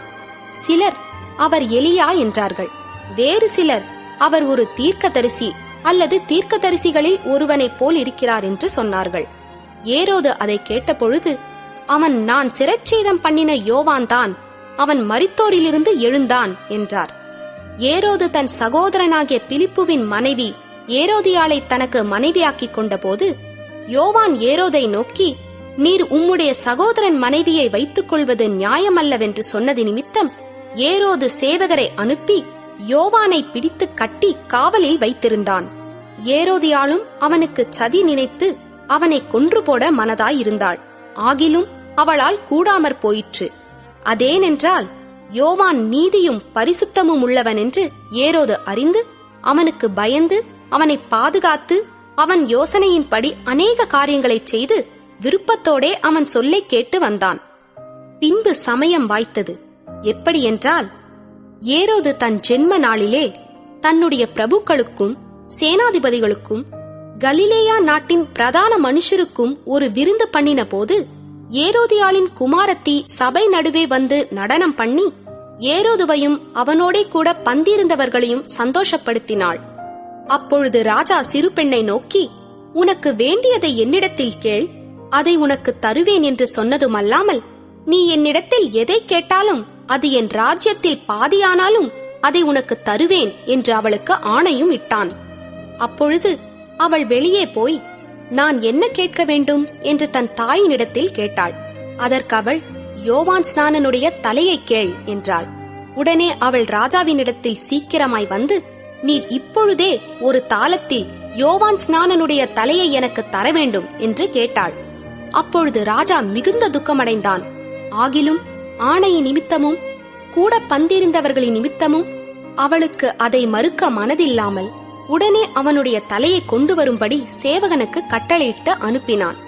அந்தப்படி அவன் போய் காவற்கூடத்திலே அவனை சிரச்சேதம் பண்ணி அவன் தலையை ஒரு தாளத்திலே கொண்டு வந்து அதை அந்த சிறு பெண்ணுக்கு கொடுத்தான். அந்த சிறு பெண் அதை தன் தாயினிடத்தில் கொடுத்தாள். அவனுடைய சீஷர்கள் அதை கேள்விப்பட்டு வந்து அவன் உடலை எடுத்து ஒரு கல்லறையில் வைத்தார்கள். அப்பொழுது அப்போஸ்தலர் இயேசுவினிடத்தில் கூடி வந்து தாங்கள் செய்தவைகள் உபதேசித்தவைகள் யாவையும் அவருக்கு அறிவித்தார்கள். அவர் அவர்களை நோக்கி, வனாந்தரமான ஓரிடத்தில் தனித்து சற்றே இளைப்பாறும்படி போவோம் வாருங்கள் என்றார். ஏனெனில் வருகிறவர்களும் போகிறவர்களும் அநேகராயிருந்தபடியினால் போஜனம் பண்ணுகிறதற்கும் அவர்களுக்கு சமயமில்லாதிருந்தது. அப்படியே அவர்கள் தனிமையாய் ஒரு படவில் ஏறி வனாந்தரமான ஓர் இடத்திற்கு போனார்கள். அவர்கள் புறப்பட்டு போகிறதை ஜனங்கள் கண்டார்கள். அவரை அறிந்த அநேகர் சகல பட்டணங்களிலுமிருந்து கால்நடையாய் அவ்விடத்திற்கு ஓடி அவர்களுக்கு முன்னே அங்கே சேர்ந்து அவரிடத்தில் கூடி வந்தார்கள். இயேசு கரையில் வந்து அநேக ஜனங்களைக் கண்டு அவர்கள் மேய்ப்பனில்லாத ஆடுகளைப் போலிருந்தபடியால் அவர்கள் மேல் மனதுருகி அவர்களுக்கு அநேக காரியங்களை உபதேசிக்கத் தொடங்கினார். வெகுநேரம் சென்ற பின்பு அவருடைய சீஷர்கள் அவரிடத்தில் வந்து, இது வனாந்தரமான இடம், வெகு நேரமும் ஆயிற்று, புசிக்கிறதற்கும் இவர்களிடத்தில் ஒன்றுமில்லை. ஆகையால் இவர்கள் சுற்றி இருக்கிற கிராமங்களுக்கும் ஊர்களுக்கும் போய் தங்களுக்காக அப்பங்களை வாங்கிக் கொள்ளும்படி இவர்களை அனுப்பிவிட வேண்டும் என்றார்கள். அவர் அவர்களை நோக்கி, நீங்களே அவர்களுக்கு போஜனம் கொடுங்கள் என்றார். அதற்கு அவர்கள், நாங்கள் போய் 200 பணத்துக்கு அப்பங்களை வாங்கி இவர்களுக்கு புசிக்கும்படி கொடுக்க கூடுமோ என்றார்கள். அதற்கு அவர், உங்களிடத்தில் எத்தனை அப்பங்கள் உண்டு, போய் பாருங்கள் என்றார். அவர்கள் பார்த்து வந்து, 5 அப்பங்களும் 2 மீன்களும் உண்டு என்றார்கள். அப்பொழுது எல்லாரையும் பசும்புல்லின் மேல் பந்தி பந்தியாக உட்கார வைக்கும்படி அவர்களுக்கு கட்டளையிட்டார். அப்படியே வரிசை வரிசையாய் 100 பேராகவும் 50 பேராகவும் உட்கார்ந்தார்கள். அவர் அந்த 5 அப்பங்களையும் அந்த 2 மீன்களையும் எடுத்து வானத்தை அண்ணாந்து பார்த்து ஆசீர்வதித்து அப்பங்களை பிட்டு அவர்களுக்கு பரிமாறும்படி தம்முடைய சீஷர்களிடத்தில் கொடுத்தார். அப்படியே 2 மீன்களையும் எல்லாருக்கும் பங்கிட்டார். எல்லாரும் சாப்பிட்டு திருப்தி அடைந்தார்கள். மேலும் அப்பங்களிலும் மீன்களிலும் மீதியான துணிக்கைகளை 12 கூடை நிறைய எடுத்தார்கள். அப்பம் சாப்பிட்ட புருஷர் ஏறக்குறைய 5000 பேராய் இருந்தார்கள். அவர் ஜனங்களை அனுப்பிவிடுகையில் தம்முடைய சீஷர்கள் படவில் ஏறி அக்கரையில் பெத்சாயிதாவுக்கு எதிராக தமக்கு முன்னே போகும்படி அவர்களை துரிதப்படுத்தினார். அவர் ஜனங்களை அனுப்பிவிட்ட பின்பு ஜெபம் பண்ணும்படி ஒரு மலையின் மேல் ஏறினார். சாயங்காலமான போது படவு நடுக்கடலில் இருந்தது. அவரோ கரையிலே தனிமையாயிருந்தார். அப்பொழுது காற்று அவர்களுக்கு எதிராயிருந்தபடியினால் அவர்கள் தண்டு வலிக்கிறதில் வருத்தப்படுகிறதை அவர் கண்டு, ராத்திரியில் 4ஆம் ஜாமத்தில் கடலின் மேல் நடந்து அவர்களிடத்தில் வந்து அவர்களை கடந்து போகிறவர் போல் காணப்பட்டார். அவர் கடலின் மேல் நடக்கிறதை அவர்கள் கண்டு ஆவேசம் என்று எண்ணி சத்தமிட்டு அலறினார்கள். அவர்கள் எல்லாரும் அவரை கண்டு கலக்கமடைந்தார்கள். உடனே அவர் அவர்களோட பேசி, திடன் கொள்ளுங்கள், நான் தான், பயப்படாதிருங்கள் என்று சொல்லி அவர்கள் இருந்த படவில் ஏறினார். அப்பொழுது காற்று அமர்ந்தது. அதனால் அவர்கள் தங்களுக்குள்ளே மிகவும் பிரமித்து ஆச்சரியப்பட்டார்கள். அவர்களுடைய இருதயம் கடினமுள்ளதாயிருந்தபடியினால் அப்பங்களை குறித்து அவர்கள் உணராமற் போனார்கள். அவர்கள் கடலை கடந்து கெனேசரேத் என்னும் நாட்டிற்கு வந்து கரை பிடித்தார்கள். அவர்கள் படவிலிருந்து இறங்கின உடனே ஜனங்கள் அவரை அறிந்து அந்த சுற்றுப்புறமெங்கும் ஓடித் திரிந்து பிணியாளிகளை படுக்கைகளில் கிடத்தி அவர் வந்திருக்கிறார் என்று கேள்விப்பட்ட இடங்களில் எல்லாம் சுமந்து கொண்டு வந்தார்கள். அல்லாமலும் அவர் பிரவேசித்த கிராமங்கள், பட்டணங்கள், நாடுகள் எவைகளோ அவைகளின் சந்தை வெளிகளிலே வியாதிக்காரரை வைத்து அவருடைய வஸ்திரத்தின் ஓரத்தையாகிலும் அவர்கள் தொடும்படி உத்தரவாக வேண்டும் என்று அவரை வேண்டிக் கொண்டார்கள். அவரை தொட்ட யாவரும் சொஸ்தமானார்கள். 7ஆம் அதிகாரம். எருசலேமிலிருந்து வந்த பரிசேயரும் வேதபாரகரில் சிலரும் அவரிடத்தில் கூடி வந்தார்கள். அப்பொழுது அவருடைய சீஷரில் சிலர் கழுவாத அசுத்த கைகளாலே போஜனம் பண்ணுகிறதை அவர்கள் கண்டு குற்றம் பிடித்தார்கள். ஏனெனில் பரிசேயர் முதலிய யூதர் அனைவரும் முன்னோர்களின் பாரம்பரியத்தை கைக்கொண்டு அடிக்கடி கை கழுவினாலொழிய சாப்பிட மாட்டார்கள். கடையிலிருந்து வரும்போதும் ஸ்நானம் பண்ணாமல் சாப்பிட மாட்டார்கள். அப்படியே செம்புகளையும் கிண்ணங்களையும் செப்பு குடங்களையும் மணைகளையும் கழுவுகிறதும் அல்லாமல் வேறு அநேக ஆசாரங்களையும் கை கொண்டு வருவார்கள். அப்பொழுது அந்த பரிசேயரும் வேதபாரகரும் அவரை நோக்கி, உம்முடைய சீஷர்கள் முன்னோர்களின் பாரம்பரியத்தை மீறி ஏன் கை கழுவாமல் சாப்பிடுகிறார்கள் என்று கேட்டார்கள். அவர்களுக்கு அவர் பிரதியுத்தரமாக, இந்த ஜனங்கள் தங்கள் உதடுகளினால் என்னை கனம் பண்ணுகிறார்கள், அவர்கள் இருதயமோ எனக்கு தூரமாய் விலகியிருக்கிறது என்றும், மனுஷருடைய கற்பனைகளை உபதேசங்களாக போதித்து வீணா எனக்கு ஆராதனை செய்கிறார்கள் என்றும் எழுதியிருக்கிற பிரகாரம் மாயக்காரராகிய உங்களை குறித்து ஏசாயா நன்றாய் தீர்க்க தரிசனம் சொல்லியிருக்கிறான். நீங்கள் தேவனுடைய கட்டளையை தள்ளிவிட்டு மனுஷருடைய பாரம்பரியத்தை கைக்கொண்டு வருகிறவர்களாய் கிண்ணங்களையும் செம்புகளையும் கழுவுகிறீர்கள் மற்றும் இப்படிப்பட்ட அநேக சடங்குகளையும் அனுசரித்து வருகிறீர்கள் என்றார். பின்னும் அவர் அவர்களை நோக்கி, நீங்கள் உங்கள் பாரம்பரியத்தை கைக்கொள்ளும்படிக்கு தேவனுடைய கட்டளைகளை வியர்த்தமாக்கினது நன்றாயிருக்கிறது. எப்படியெனில், உன் தகப்பனையும் உன் தாயையும் கனம் பண்ணுவாயாக என்றும், தகப்பனையாவது தாயையாவது நிந்திக்கிறவன் கொல்லப்பட வேண்டும் என்றும் மோசே சொல்லியிருக்கிறாரே, நீங்களோ ஒருவன் தன் தகப்பனையாவது தாயையாவது நோக்கி, உனக்கு நான் செய்யத்தக்க உதவி எது உண்டோ அதை கொர்பான் என்னும் காணிக்கையாக கொடுக்கிறேன் என்று சொல்லிவிட்டால் அவனுடைய கடமை தீர்ந்தது என்று சொல்லி அவனை இனி தன் தகப்பனுக்காவது தன் தாய்க்காவது யாதொரு உதவியும் செய்ய ஒட்டாமல் நீங்கள் போதித்த உங்கள் பாரம்பரியத்தினால் தேவ வசனத்தை அவமாக்குகிறீர்கள். இதுபோலவே நீங்கள் மற்றும் அநேக காரியங்களையும் செய்கிறீர்கள் என்று சொன்னார். பின்பு அவர் ஜனங்கள் எல்லாரையும் வரவழைத்து அவர்களை நோக்கி, நீங்கள் எல்லாரும் எனக்கு செவி கொடுத்து உணருங்கள். மனுஷனுக்கு புறம்பே இருந்து அவனுக்குள்ளே போகிறதொன்றும் அவனை தீட்டுப்படுத்த மாட்டாது. அவன் உள்ளத்திலிருந்து புறப்படுகிறவைகளே அவனை தீட்டுப்படுத்தும். கேட்கிறதற்கு ஒருவன் காதுள்ளவனாயிருந்தால் கேட்க கடவன் என்றார். அவர் ஜனங்களை விட்டு வீட்டுக்குள் பிரவேசித்த போது அவருடைய சீஷர்கள் அவர் சொன்ன உவமையை குறித்து அவரிடத்தில் விசாரித்தார்கள். அதற்கு அவர், நீங்களும் இவ்வளவு உணர்வில்லாதவர்களா? புறம்பே இருந்து மனுஷனுக்குள்ளே போகிறதொன்றும் அவனை தீட்டுப்படுத்த மாட்டாதென்று நீங்கள் அறிந்து கொள்ளவில்லையா? அது அவன் இருதயத்தில் போகாமல் வயிற்றிலே போகிறது. அதிலிருந்து எல்லா போஜனங்களின் அசுத்தங்களையும் கழிக்கிற ஆசன வழியாய் நீங்கிப் போகும். மனுஷனுக்குள்ளே இருந்து புறப்படுகிறதே மனுஷனை தீட்டுப்படுத்தும். எப்படியெனில், மனுஷருடைய இருதயத்திற்குள்ளிருந்து பொல்லாத சிந்தனைகளும் விபசாரங்களும் வேசித்தனங்களும் கொலை பாதகங்களும் களவுகளும் பொருளாசைகளும் துஷ்டத்தனங்களும் கபடும் காம விகாரமும் வன்கண்ணும் தூஷணமும் பெருமையும் மதிகேடும் புறப்பட்டு வரும். பொல்லாங்கானவைகளாகிய இவைகளெல்லாம் உள்ளத்திலிருந்து புறப்பட்டு மனுஷனை தீட்டுப்படுத்தும் என்றார். பின்பு அவர் எழுந்து அவ்விடம் விட்டு புறப்பட்டு தீரு சீதோன் பட்டணங்களின் எல்லைகளில் போய் ஒரு வீட்டுக்குள் பிரவேசித்து ஒருவரும் அதை அறியாதிருக்க விரும்பியும் அவர் மறைவாயிருக்க கூடாமற் போயிற்று. அசுத்த ஆவி பிடித்திருந்த ஒரு சிறு பெண்ணின் தாயாகிய ஒரு ஸ்திரீ அவரை குறித்து கேள்விப்பட்டு வந்து அவர் பாதத்தில் விழுந்தாள்.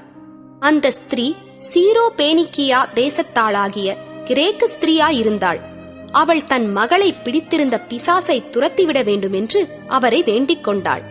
இயேசு அவளை நோக்கி, முந்தி பிள்ளைகள் திருப்தி அடையட்டும், பிள்ளைகளின் அப்பத்தை எடுத்து நாய்க்குட்டிகளுக்கு போடுகிறது நல்லதல்ல என்றார். அதற்கு அவள், மெய்தான் ஆண்டவரே, ஆகிலும் மேஜையின் கீழிருக்கும் நாய்க்குட்டிகள் பிள்ளைகள் சிந்துகிற துணிக்கைகளை தின்னுமே என்றாள். அப்பொழுது அவர், நீ சொன்ன அந்த வார்த்தை நிமித்தம் போகலாம், பிசாசு உன் மகளை விட்டு நீங்கி போயிற்று என்றார். அவள் தன் வீட்டுக்கு வந்த பொழுது பிசாசு போய்விட்டதையும் தன் மகள் கட்டிலில் படுத்திருக்கிறதையும் கண்டாள். மறுபடியும் அவர் தீரு சீதோன் பட்டணங்களின் எல்லைகளை விட்டு புறப்பட்டு தெக்கப்போலியின் எல்லைகளின் வழியாய் கலிலேயா கடல் அருகே வந்தார். அங்கே கொன்னை வாயுடைய ஒரு செவிடனை அவரிடத்தில் கொண்டு வந்து அவர் தமது கையை அவன் மேல் வைக்கும்படி வேண்டிக் கொண்டார்கள்.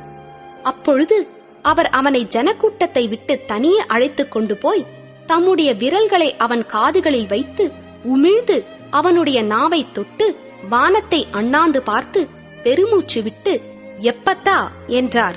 அதற்கு திறக்கப்படுவாயாக என்று அர்த்தமாம்.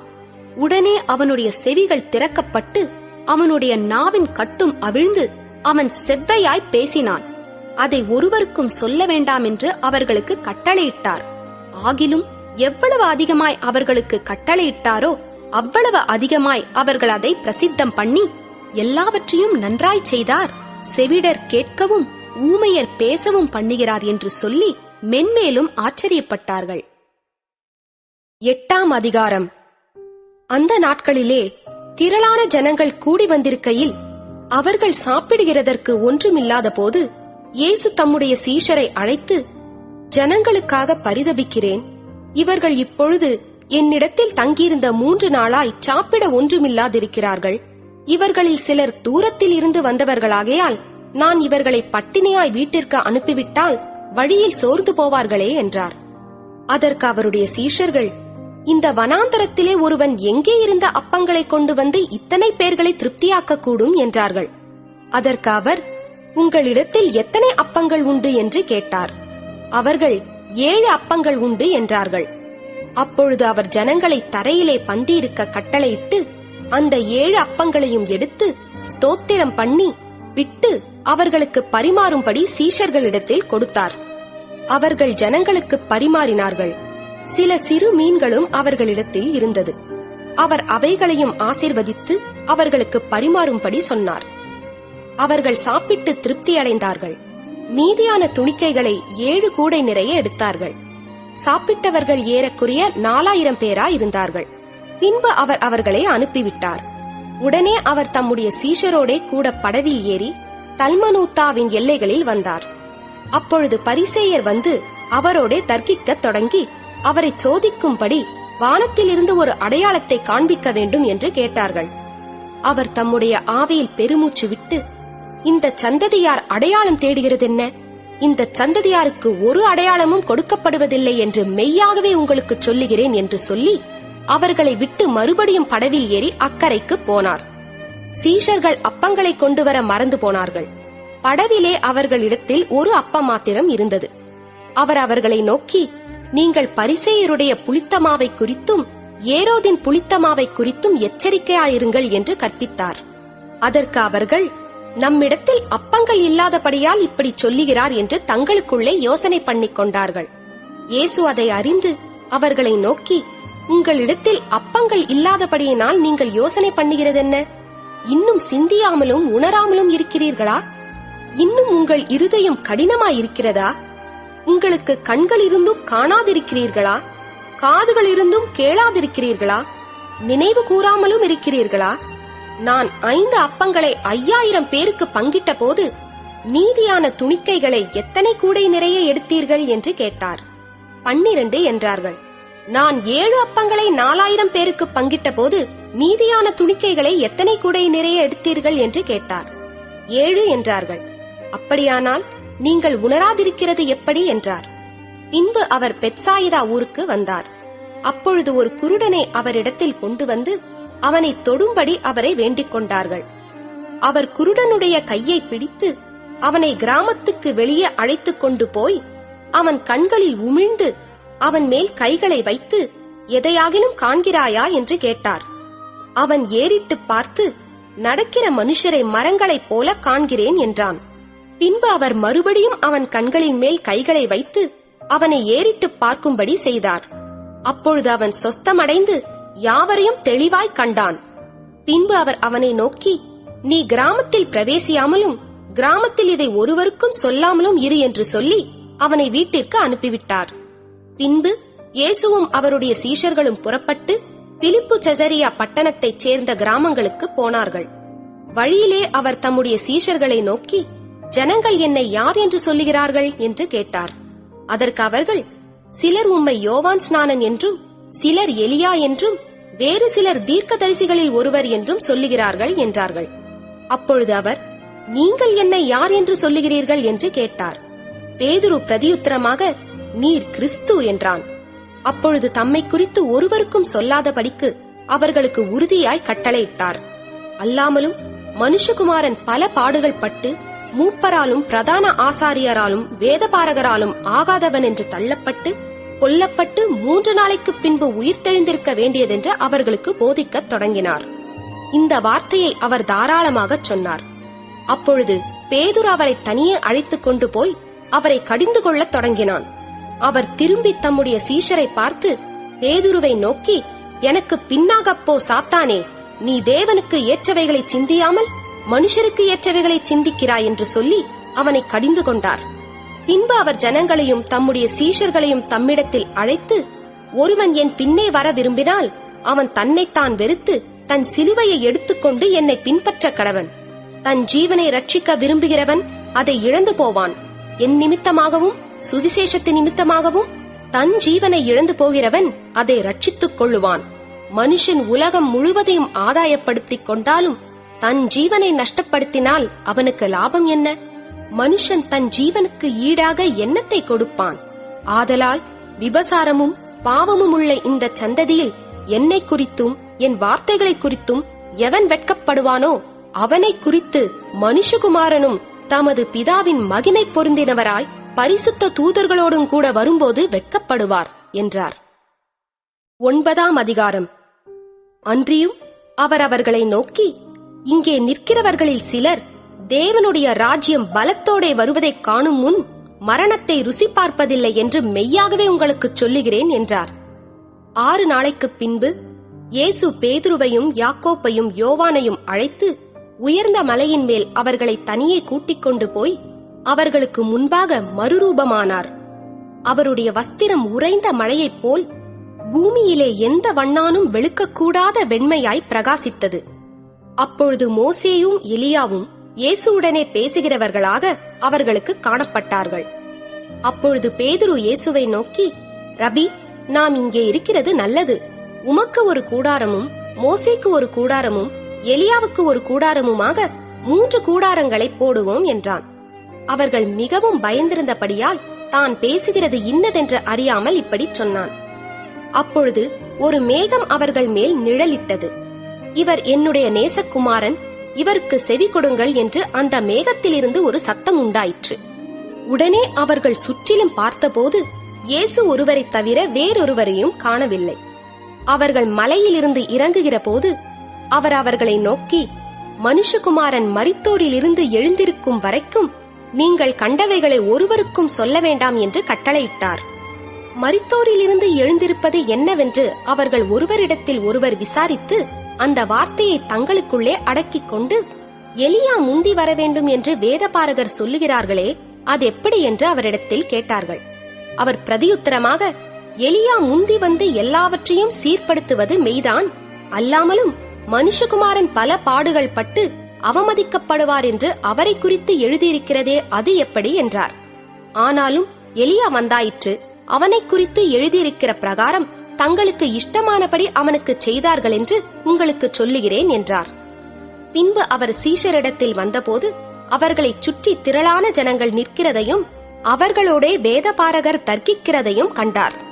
ஜனங்கள் எல்லாரும் அவரை கண்டவுடனே மிகவும் ஆச்சரியப்பட்டு ஓடி வந்து அவருக்கு வந்தனம் செய்தார்கள்.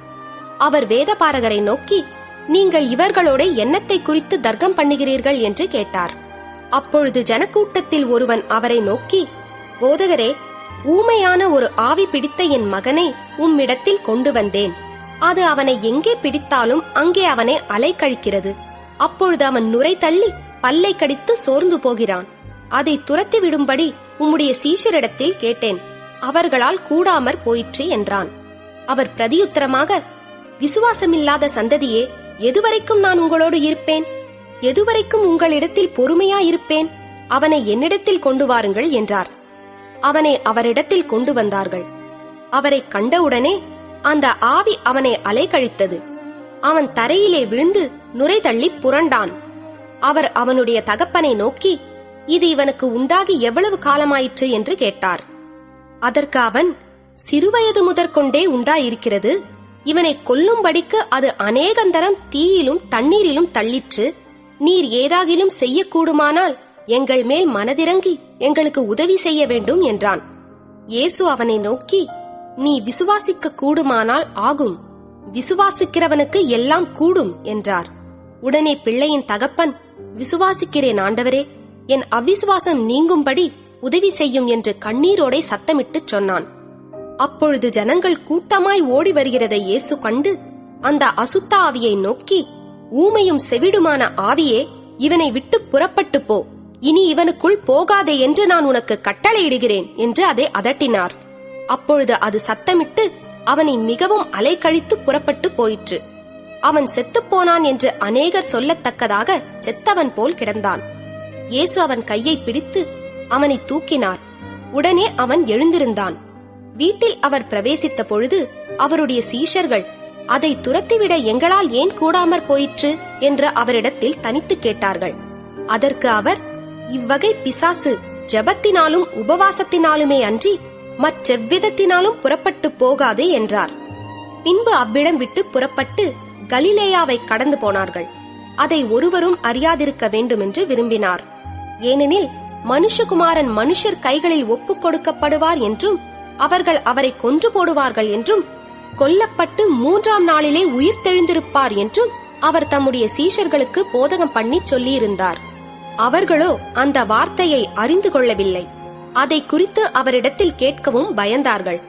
அவர் கப்பர்நகூமுக்கு வந்து வீட்டிலே இருக்கும்போது அவர்களை நோக்கி, நீங்கள் வழியிலே எதை குறித்து உங்களுக்குள்ளே தர்க்கம் பண்ணினீர்கள் என்று கேட்டார். அதற்கு அவர்கள் பேசாமல் இருந்தார்கள். ஏனெனில் அவர்கள் தங்களுக்குள்ளே எவன் பெரியவன் என்று வழியில் தர்க்கம் பண்ணினார்கள். அப்பொழுது அவர் உட்கார்ந்து 12 அழைத்து, எவனாகிலும் முதல்வனாயிருக்க விரும்பினால் அவன் எல்லாருக்கும் கடையானவனும் எல்லாருக்கும் ஊழியக்காரனுமாய் இருக்க கடவன் என்று சொல்லி, ஒரு சிறு பிள்ளையை எடுத்து அதை அவர்கள் நடுவிலே நிறுத்தி அதை அணைத்துக் கொண்டு, இப்படிப்பட்ட சிறு பிள்ளைகளில் ஒன்றை என் நாமத்தினாலே ஏற்றுக்கொள்ளுகிறவன் என்னை ஏற்றுக்கொள்ளுகிறான், என்னை ஏற்றுக்கொள்ளுகிறவன் என்னை அல்ல, என்னை அனுப்பினவரை ஏற்றுக்கொள்ளுகிறான் என்றார். அப்பொழுது யோவான் அவரை நோக்கி, போதகரே, நம்மை பின்பற்றாதவன் ஒருவன் உமது நாமத்தினாலே பிசாசுகளை துரத்துகிறதை கண்டோம். அவன் நம்மை பின்பற்றாதவனானதால் அவனை தடுத்தோம் என்றான். அதற்கு இயேசு, அவனை தடுக்க வேண்டாம். என் நாமத்தினாலே அற்புதம் செய்கிறவன் எளிதா என்னை குறித்து தீங்கு சொல்ல மாட்டான். நமக்கு விரோதமாயிராதவன் நமது பட்சத்தில் இருக்கிறான். நீங்கள் கிறிஸ்துவினுடையவர்களாய் இருக்கிறபடியினாலே என் நாமத்தின் நிமித்தம் உங்களுக்கு ஒரு கலசம் தண்ணீர் குடிக்க கொடுக்கிறவன் தன் பலனை அடையாமற் போவதில்லை என்று மெய்யாகவே உங்களுக்கு சொல்லுகிறேன். என்னிடத்தில் விசுவாசமாய் இருக்கிற இந்த சிறியரில் ஒருவனுக்கு இடரல் உண்டாக்குகிறவன் எவனோ அவனுடைய கழுத்தில் ஏந்திரக் கல்லை கட்டி சமுத்திரத்தில் அவனை தள்ளி போடுகிறது அவனுக்கு நலமாயிருக்கும். உன் கை உனக்கு இடரல் உண்டாக்கினால் அதை தரித்துப் போடு. நீ 2 கையுடையவனாய் அவியாத அக்கினியுள்ள நரகத்திலே போவதை பார்க்கிலும் ஊனனாய் ஜீவனுக்குள் பிரவேசிப்பது உனக்கு நலமாயிருக்கும். அங்கே அவர்கள் புழு சாவாமலும் அக்கினி அவியாமலும் இருக்கும். உன் கால் உனக்கு இடரல் உண்டாக்கினால் அதை தரித்துப் போடு. நீ 2 காலுடையவனாய் அவியாத அக்கினியுள்ள நரகத்திலே தள்ளப்படுவதை பார்க்கிலும் சப்பானியாய் ஜீவனுக்குள் பிரவேசிப்பது உனக்கு நலமாயிருக்கும். அங்கே அவர்கள் புழு சாவாமலும் அக்கினி அவியாமலும் இருக்கும். உன் கண் உனக்கு இடரல் உண்டாக்கினால் அதை பிடுங்கிப் போடு. நீ 2 கண்ணுடையவனாய் நரக அக்கினியிலே தள்ளப்படுவதை பார்க்கிலும் ஒற்றை கண்ணனாய் தேவனுடைய ராஜ்யத்தில் பிரவேசிப்பது உனக்கு நலமாயிருக்கும். அங்கே அவர்கள் புழு சாவாமலும் அக்கினி அவியாமலும் இருக்கும். எந்த பலியும் உப்பினால் உப்பிடப்படுவது போல எந்த மனுஷனும் அக்கினியினால் உப்பிடப்படுவான். உப்பு நல்லதுதான். உப்பு சாரமற்று போனால் அதற்கு எதனாலே சாரம் உண்டாக்குவீர்கள்? உங்களுக்குள்ளே உப்புடையவர்களாயிருங்கள், ஒருவரோடொருவர் சமாதானமுள்ளவர்களாயும் இருங்கள் என்றார். 10ஆம் அதிகாரம். அவர் அவ்விடம் விட்டெழுந்து யோர்தானுக்கு அக்கறையிலுள்ள தேசத்தின் வழியாய் யூதேயாவின் எல்லைகளில் வந்தார். ஜனங்கள் மறுபடியும் அவரிடத்தில் கூடி வந்தார்கள். அவர் தம்முடைய வழக்கத்தின்படியே மறுபடியும் அவர்களுக்கு போதகம் பண்ணினார். அப்பொழுது பரிசேயர் அவரை சோதிக்க வேண்டுமென்று அவரிடத்தில் வந்து, புருஷனானவன் தன் மனைவியை தள்ளிவிடுவது நியாயமா என்று கேட்டார்கள். அவர் பிரதியுத்தரமாக, மோசே உங்களுக்கு கட்டளையிட்டிருக்கிறது என்ன என்று கேட்டார். அதற்கு அவர்கள், தள்ளுதற் சீட்டை எழுதி கொடுத்து அவளை தள்ளிவிடலாம் என்று மோசே உத்தரவு கொடுத்திருக்கிறார் என்றார்கள். இயேசு அவர்களுக்கு பிரதியுத்தரமாக, உங்கள் இருதய கடினத்தின் நிமித்தம் இந்த கட்டளையை உங்களுக்கு எழுதி கொடுத்தான். ஆகிலும் ஆதியிலே மனுஷரை சிருஷ்டித்த தேவன் அவர்களை ஆணும் பெண்ணுமாக உண்டாக்கினார். இது நிமித்தம் புருஷனானவன் தன் தகப்பனையும் தாயையும் விட்டு தன் மனைவியோடே இசைந்திருப்பான். அவர்கள் இருவரும் ஒரே மாம்சமாய் இருப்பார்கள்.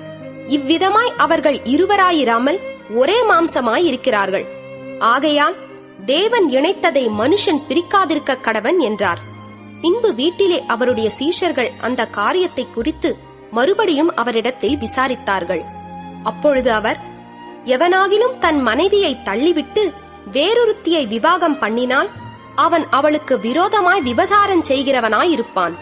மனைவியும் தன் புருஷனை தள்ளிவிட்டு வேறொருவனை விவாகம் பண்ணினால் விபசாரம் செய்கிறவளாயிருப்பாள் என்றார். அப்பொழுது சிறு பிள்ளைகளை அவர் தொடும்படிக்கு அவர்களை அவரிடத்தில் கொண்டு வந்தார்கள். கொண்டு வந்தவர்களை சீஷர்கள் அதட்டினார்கள். இயேசு அதைக் கண்டு விசனமடைந்து, சிறு பிள்ளைகள் என்னிடத்தில் வருகிறதற்கு இடம் கொடுங்கள், அவர்களை தடை பண்ணாதிருங்கள், தேவனுடைய ராஜ்யம் அப்படிப்பட்டவர்களுடையது.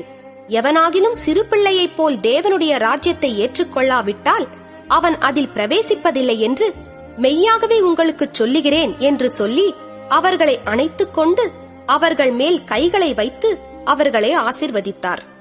பின்பு அவர் புறப்பட்டு வழியிலே போகையில் ஒருவன் ஓடி வந்து அவருக்கு முன்பாக முழங்கால் படியிட்டு, நல்ல போதகரே, நித்திய ஜீவனை சுதந்தரித்துக் கொள்ளும்படி நான் என்ன செய்ய வேண்டும் என்று கேட்டான். அதற்கு இயேசு, நீ என்னை நல்லவன் என்று சொல்வானேன்? தேவன் ஒருவர் தவிர நல்லவன் ஒருவனும் இல்லையே. விபசாரம் செய்யாதிருப்பாயாக, கொலை செய்யாதிருப்பாயாக, களவு செய்யாதிருப்பாயாக, பொய்ச்சாட்சி சொல்லாதிருப்பாயாக, வஞ்சனை செய்யாதிருப்பாயாக, உன் தகப்பனையும் உன் தாயையும் கனம் பண்ணுவாயாக என்கிற கற்பனைகளை அறிந்திருக்கிறாயே என்றார். அதற்கு அவன், போதகரே, இவைகளை எல்லாம் என் சிறுவயது முதல் கை கொண்டிருக்கிறேன் என்றான். இயேசு அவனை பார்த்து அவனிடத்தில் அன்பு கூர்ந்து, உன்னிடத்தில் ஒரு குறைவு உண்டு. நீ போய் உனக்கு உண்டானவைகளை எல்லாம் விற்று தரித்திரருக்கு கொடு. அப்பொழுது பரலோகத்திலே உனக்கு பொக்கிஷம் உண்டாயிருக்கும். பின்பு சிலுவையை எடுத்துக்கொண்டு என்னை பின்பற்றி வா என்றார். அவன் மிகுந்த ஆஸ்தியுள்ளவனாயிருந்தபடியால் இந்த வார்த்தையை கேட்டு மனமடிந்து துக்கத்தோடே போய்விட்டான். அப்பொழுது இயேசு சுற்றி பார்த்து தம்முடைய சீஷரை நோக்கி, ஐஸ்வர்யமுள்ளவர்கள் தேவனுடைய ராஜ்யத்தில் பிரவேசிப்பது எவ்வளவு அரிதாயிருக்கிறது என்றார். சீஷர்கள் அவருடைய வார்த்தைகளை குறித்து ஆச்சரியப்பட்டார்கள். இயேசு பின்னும் அவர்களை நோக்கி, பிள்ளைகளே, ஐஸ்வர்யத்தின் மேல் நம்பிக்கையாயிருக்கிறவர்கள் தேவனுடைய ராஜ்யத்தில் பிரவேசிக்கிறது எவ்வளவு அரிதாயிருக்கிறது. ஐஸ்வர்யவான் தேவனுடைய ராஜ்யத்தில் பிரவேசிப்பதை பார்க்கிலும் ஒட்டகமானது ஊசியின் காதிலே நுழைவது எளிதாயிருக்கும் என்றார். அவர்கள் பின்னும் அதிகமாய் ஆச்சரியப்பட்டு, அப்படியானால் யார் ரட்சிக்கப்படக்கூடும் என்று தங்களுக்குள்ளே சொல்லிக் கொண்டார்கள். இயேசு அவர்களை பார்த்து, மனுஷரால் இது கூடாததுதான், தேவனால் இது கூடாததல்ல. தேவனாலே எல்லாம் கூடும் என்றார். அப்பொழுது பேதுரு அவரை நோக்கி, இதோ நாங்கள் எல்லாவற்றையும் விட்டு உம்மை பின்பற்றினோமே என்று சொல்லத் தொடங்கினான். அதற்கு இயேசு பிரதியுத்தரமாக, என் நிமித்தமாகவும் சுவிசேஷத்தின் நிமித்தமாகவும் வீட்டையாவது சகோதரரையாவது சகோதரிகளையாவது தகப்பனையாவது தாயையாவது மனைவியையாவது பிள்ளைகளையாவது நிலங்களையாவது விட்டவன் எவனும் இப்பொழுது இம்மையிலே துன்பங்களோடே கூட நூறத்தனையாக வீடுகளையும் சகோதரரையும் சகோதரிகளையும் தாய்களையும் பிள்ளைகளையும் நிலங்களையும் மறுமையிலே நித்திய ஜீவனையும் அடைவான் என்று மெய்யாகவே உங்களுக்கு சொல்லுகிறேன். ஆகிலும் முந்தினோர் அநேகர் பிந்தினோராயும் பிந்தினோர் அநேகர் முந்தினோராயும் இருப்பார்கள் என்றார். பின்பு அவர்கள் எருசலேமுக்கு பிரயாணமாய் போகையில் இயேசு அவர்களுக்கு முன்னே நடந்து போனார். அவர்கள் திகைத்து அவருக்கு பின்னே பயத்தோடே போனார்கள். அப்பொழுது அவர் 12 அழைத்து தமக்கு சம்பவிக்கப் போகிறவைகளை எல்லாம் அவர்களுக்கு மறுபடியும் சொல்லத் தொடங்கினார். இதோ எருசலேமுக்கு போகிறோம். அங்கே மனுஷகுமாரன் பிரதான ஆசாரியரிடத்திலும் வேதபாரகரிடத்திலும் ஒப்பு கொடுக்கப்படுவார். அவர்கள் அவரை மரண ஆக்கினைக்குள்ளாக தீர்த்து புறத்தேசத்தாரிடத்தில் ஒப்புக் கொடுப்பார்கள். அவர்கள் அவரை பரியாசம் பண்ணி அவரை வாரினால் அடித்து அவர் மேல் துப்பி அவரை கொலை செய்வார்கள். ஆகிலும் 3ஆம் நாளிலே அவர் உயிரோடே எழுந்திருப்பார் என்றார். அப்பொழுது செபதேயுவின் குமாரனாகிய யாக்கோபும் யோவானும் அவரிடத்தில் வந்து, போதகரே, நாங்கள் கேட்டுக்கொள்ளப் போகிறதை நீர் எங்களுக்கு செய்ய வேண்டும் என்று விரும்புகிறோம் என்றார்கள். அவர் அவர்களை நோக்கி, நான் உங்களுக்கு என்ன செய்ய வேண்டும் என்று விரும்புகிறீர்கள் என்று கேட்டார். அதற்கு அவர்கள், உமது மகிமையிலே எங்களில் ஒருவன் உமது வலது பாரிசத்திலும் ஒருவன் உமது இடது பாரிசத்திலும் உட்கார்ந்திருக்கும்படி எங்களுக்கு அருள் செய்ய வேண்டும் என்றார்கள். இயேசு அவர்களை நோக்கி, நீங்கள் கேட்டுக்கொள்ளுகிறது இன்னது என்று உங்களுக்கே தெரியவில்லை. நான் குடிக்கும் பாத்திரத்தில் நீங்கள் குடிக்கவும் நான் பெறும் ஸ்நானத்தை நீங்கள் பெறவும் உங்களால் கூடுமா என்றார். அதற்கு அவர்கள், கூடும் என்றார்கள். இயேசு அவர்களை நோக்கி, நான் குடிக்கும் பாத்திரத்தில் நீங்கள் குடிப்பீர்கள், நான் பெறும் ஸ்நானத்தையும் நீங்கள் பெறுவீர்கள். ஆனாலும் என் வலது பாரிசத்திலும் என் இடது பாரிசத்திலும் உட்கார்ந்திருக்கும்படி எவர்களுக்கு ஆயத்தம் பண்ணப்பட்டிருக்கிறதோ அவர்களுக்கே அல்லாமல் மற்றொருவருக்கும் அதை அருளுவது என் காரியமல்ல என்றார். மற்ற 10 பேரும் அதை கேட்டு யாக்கோபின் மேலும் யோவானின் மேலும் எரிச்சலானார்கள். அப்பொழுது இயேசு அவர்களை கிட்டவரச் செய்து, புறஜாதியாருக்கு அதிகாரிகளாக எண்ணப்பட்டவர்கள் அவர்களை இருமாப்பாய் ஆளுகிறார்கள் என்றும் அவர்களில் பெரியவர்கள் அவர்கள் மேல் கடினமாய் அதிகாரம் செலுத்துகிறார்கள் என்றும் நீங்கள் அறிந்திருக்கிறீர்கள். உங்களுக்குள்ளே அப்படி இருக்கலாகாது. உங்களில் எவனாகிலும் பெரியவனாயிருக்க விரும்பினால் அவன் உங்களுக்கு பணிவிடைக்காரனாய் இருக்க கடவன். உங்களில் எவனாகிலும் முதன்மையானவனாயிருக்க விரும்பினால் அவன் எல்லாருக்கும் ஊழியக்காரனாய் இருக்க கடவன்.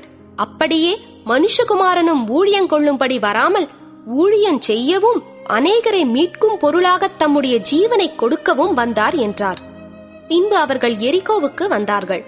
அவரும் அவருடைய சீஷர்களும் திரளான ஜனங்களும் எரிகோவை விட்டு புறப்படுகிற போது தீமேயுவின் மகனாய பர்திமேயு என்கிற ஒரு குருடன் வழியருகே உட்கார்ந்து பிச்சை கேட்டுக் கொண்டிருந்தான். அவன் நசரேனாகிய இயேசு வருகிறார் என்று கேள்விப்பட்டு, இயேசுவே, தாவீதின் குமாரனே, எனக்கு இரங்கும் என்று கூப்பிடத் தொடங்கினான். அவன் பேசாதிருக்கும்படி அநேகர் அவனை அதட்டினார்கள்.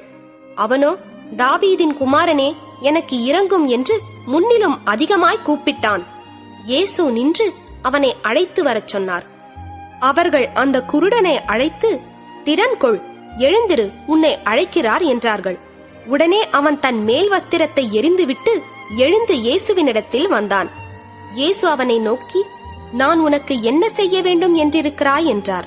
அதற்கு அந்த குருடன், ஆண்டவரே, நான் பார்வையடைய வேண்டும் என்றான். இயேசு அவனை நோக்கி, நீ போகலாம், உன் விசுவாசம் உன்னை ரட்சித்தது என்றார். உடனே அவன் பார்வையடைந்து வழியிலே இயேசுவுக்கு பின் சென்றான். 11ஆம் அதிகாரம்.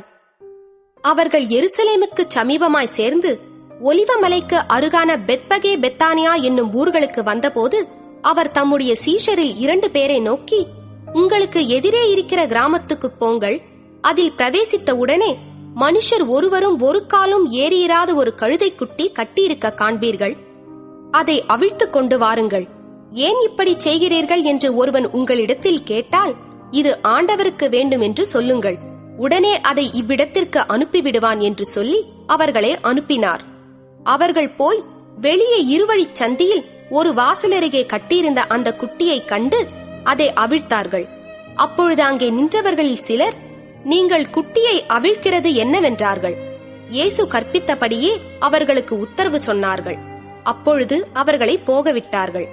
அவர்கள் அந்த குட்டியை இயேசுவினிடத்தில் கொண்டு வந்து அதின் மேல் தங்கள் வஸ்திரங்களை போட்டார்கள். அவர் அதின் மேல் ஏறிப்போனார். அநேகர் தங்கள் வஸ்திரங்களை வழியிலே விரித்தார்கள். வேறு சிலர் மரக்கிளைகளை தரித்து வழியிலே பரப்பினார்கள். முன் நடப்பாரும் பின் நடப்பாரும், ஓசன்னா, கர்த்தரின் நாமத்தினாலே வருகிறவர் ஸ்தோத்திரிக்கப்பட்டவர், கர்த்தரின் நாமத்தினாலே வருகிற நம்முடைய பிதாவாகிய தாவீதின் ராஜ்யம் ஆசீர்வதிக்கப்படுவதாக, உன்னதத்திலே ஓசன்னா என்று சொல்லி ஆர்ப்பரித்தார்கள். அப்பொழுது இயேசு எருசலேமுக்கு வந்து தேவாலயத்தில் பிரவேசித்து எல்லாவற்றையும் சுற்றி பார்த்து சாயங்காலமான போது 12 கூட பெத்தானியாவுக்கு போனார். மறுநாளிலே அவர்கள் பெத்தானியாவில் இருந்து புறப்பட்டு வருகையில் அவருக்கு பசி உண்டாயிற்று. அப்பொழுது இலைகளுள்ள ஒரு அத்திமரத்தை தூரத்திலே கண்டு அதில் ஏதாகிலும் அகப்படுமோ என்று பார்க்க வந்தார். அத்திப்பழ காலமாயிராதபடியால் அவர் அதனிடத்தில் வந்தபோது அதில் இலைகளை அல்லாமல் வேறொன்றையும் காணவில்லை.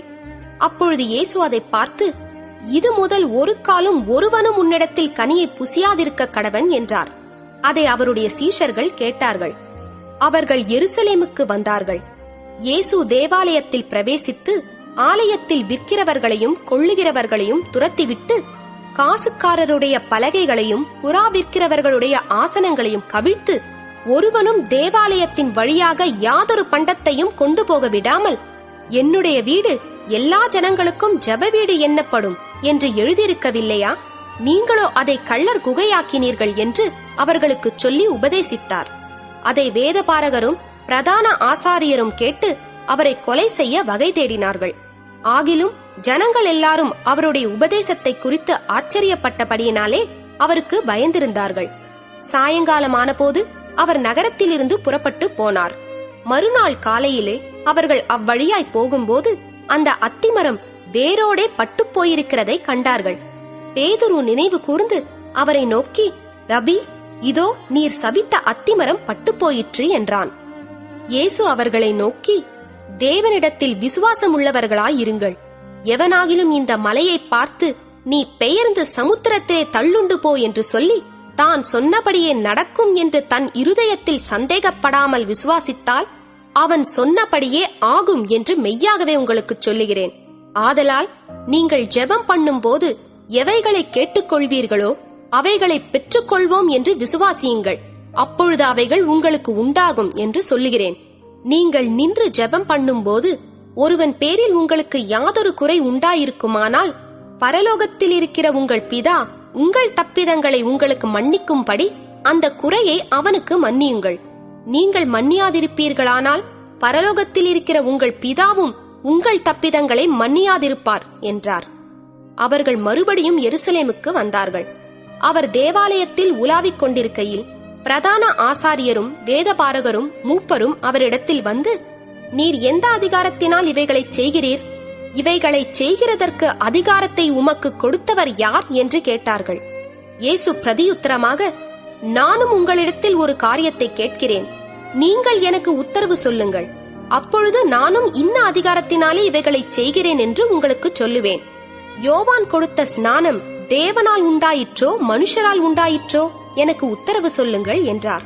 அதற்கு அவர்கள், தேவனால் உண்டாயிற்றென்று சொல்வோமானால் பின்ன ஏன் அவனை விசுவாசிக்கவில்லை என்று கேட்பார். மனுஷரால் உண்டாயிற்றென்று சொல்வோமானால் ஜனங்களுக்கு பயப்பட வேண்டியதாயிருக்கும். எல்லாரும் யோவானை மெய்யாக தீர்க்கதரிசி என்று எண்ணுகிறார்களே என்று தங்களுக்குள்ளே ஆலோசனை பண்ணி இயேசுவுக்கு பிரதியுத்தரமாக, எங்களுக்கு தெரியாது என்றார்கள். அப்பொழுது இயேசு, நானும் இன்ன அதிகாரத்தினாலே இவைகளைச் செய்கிறேன் என்று உங்களுக்கு சொல்லேன் என்றார். 12ஆம் அதிகாரம். பின்பு அவர் உவமைகளாய் அவர்களுக்கு சொல்லத் தொடங்கினதாவது, ஒரு மனுஷன் ஒரு திராட்சத் தோட்டத்தை உண்டாக்கி அதைச் சுற்றிலும் வேலி அடைத்து ரசத்தொட்டியை உண்டு பண்ணி கோபுரத்தையும் கட்டி தோட்டக்காரருக்கு அதை குத்தகையாக விட்டு புறத்தேசத்துக்கு போயிருந்தான். தோட்டக்காரரிடத்தில் திராட்சத் தோட்டத்து கனிகளில் தன் பாகத்தை வாங்கிக் கொண்டு வரும்படி பருவ காலத்திலே அவர்களிடத்தில் ஒரு ஊழியக்காரனை அனுப்பினான். அவர்கள் அவனை பிடித்து அடித்து வெறுமையாய் அனுப்பிவிட்டார்கள். பின்பு வேறொரு ஊழியக்காரனை அவர்களிடத்தில் அனுப்பினான். அவர்கள் அவன் மேல் கல்லெறிந்து தலையிலே காயப்படுத்தி அவமானப்படுத்தி அனுப்பிவிட்டார்கள். மறுபடியும் வேறொருவனை அனுப்பினான். அவனை அவர்கள் கொலை செய்தார்கள். வேறு அநேகரையும் அனுப்பினான். அவர்களில் சிலரை அடித்து சிலரை கொன்று போட்டார்கள்.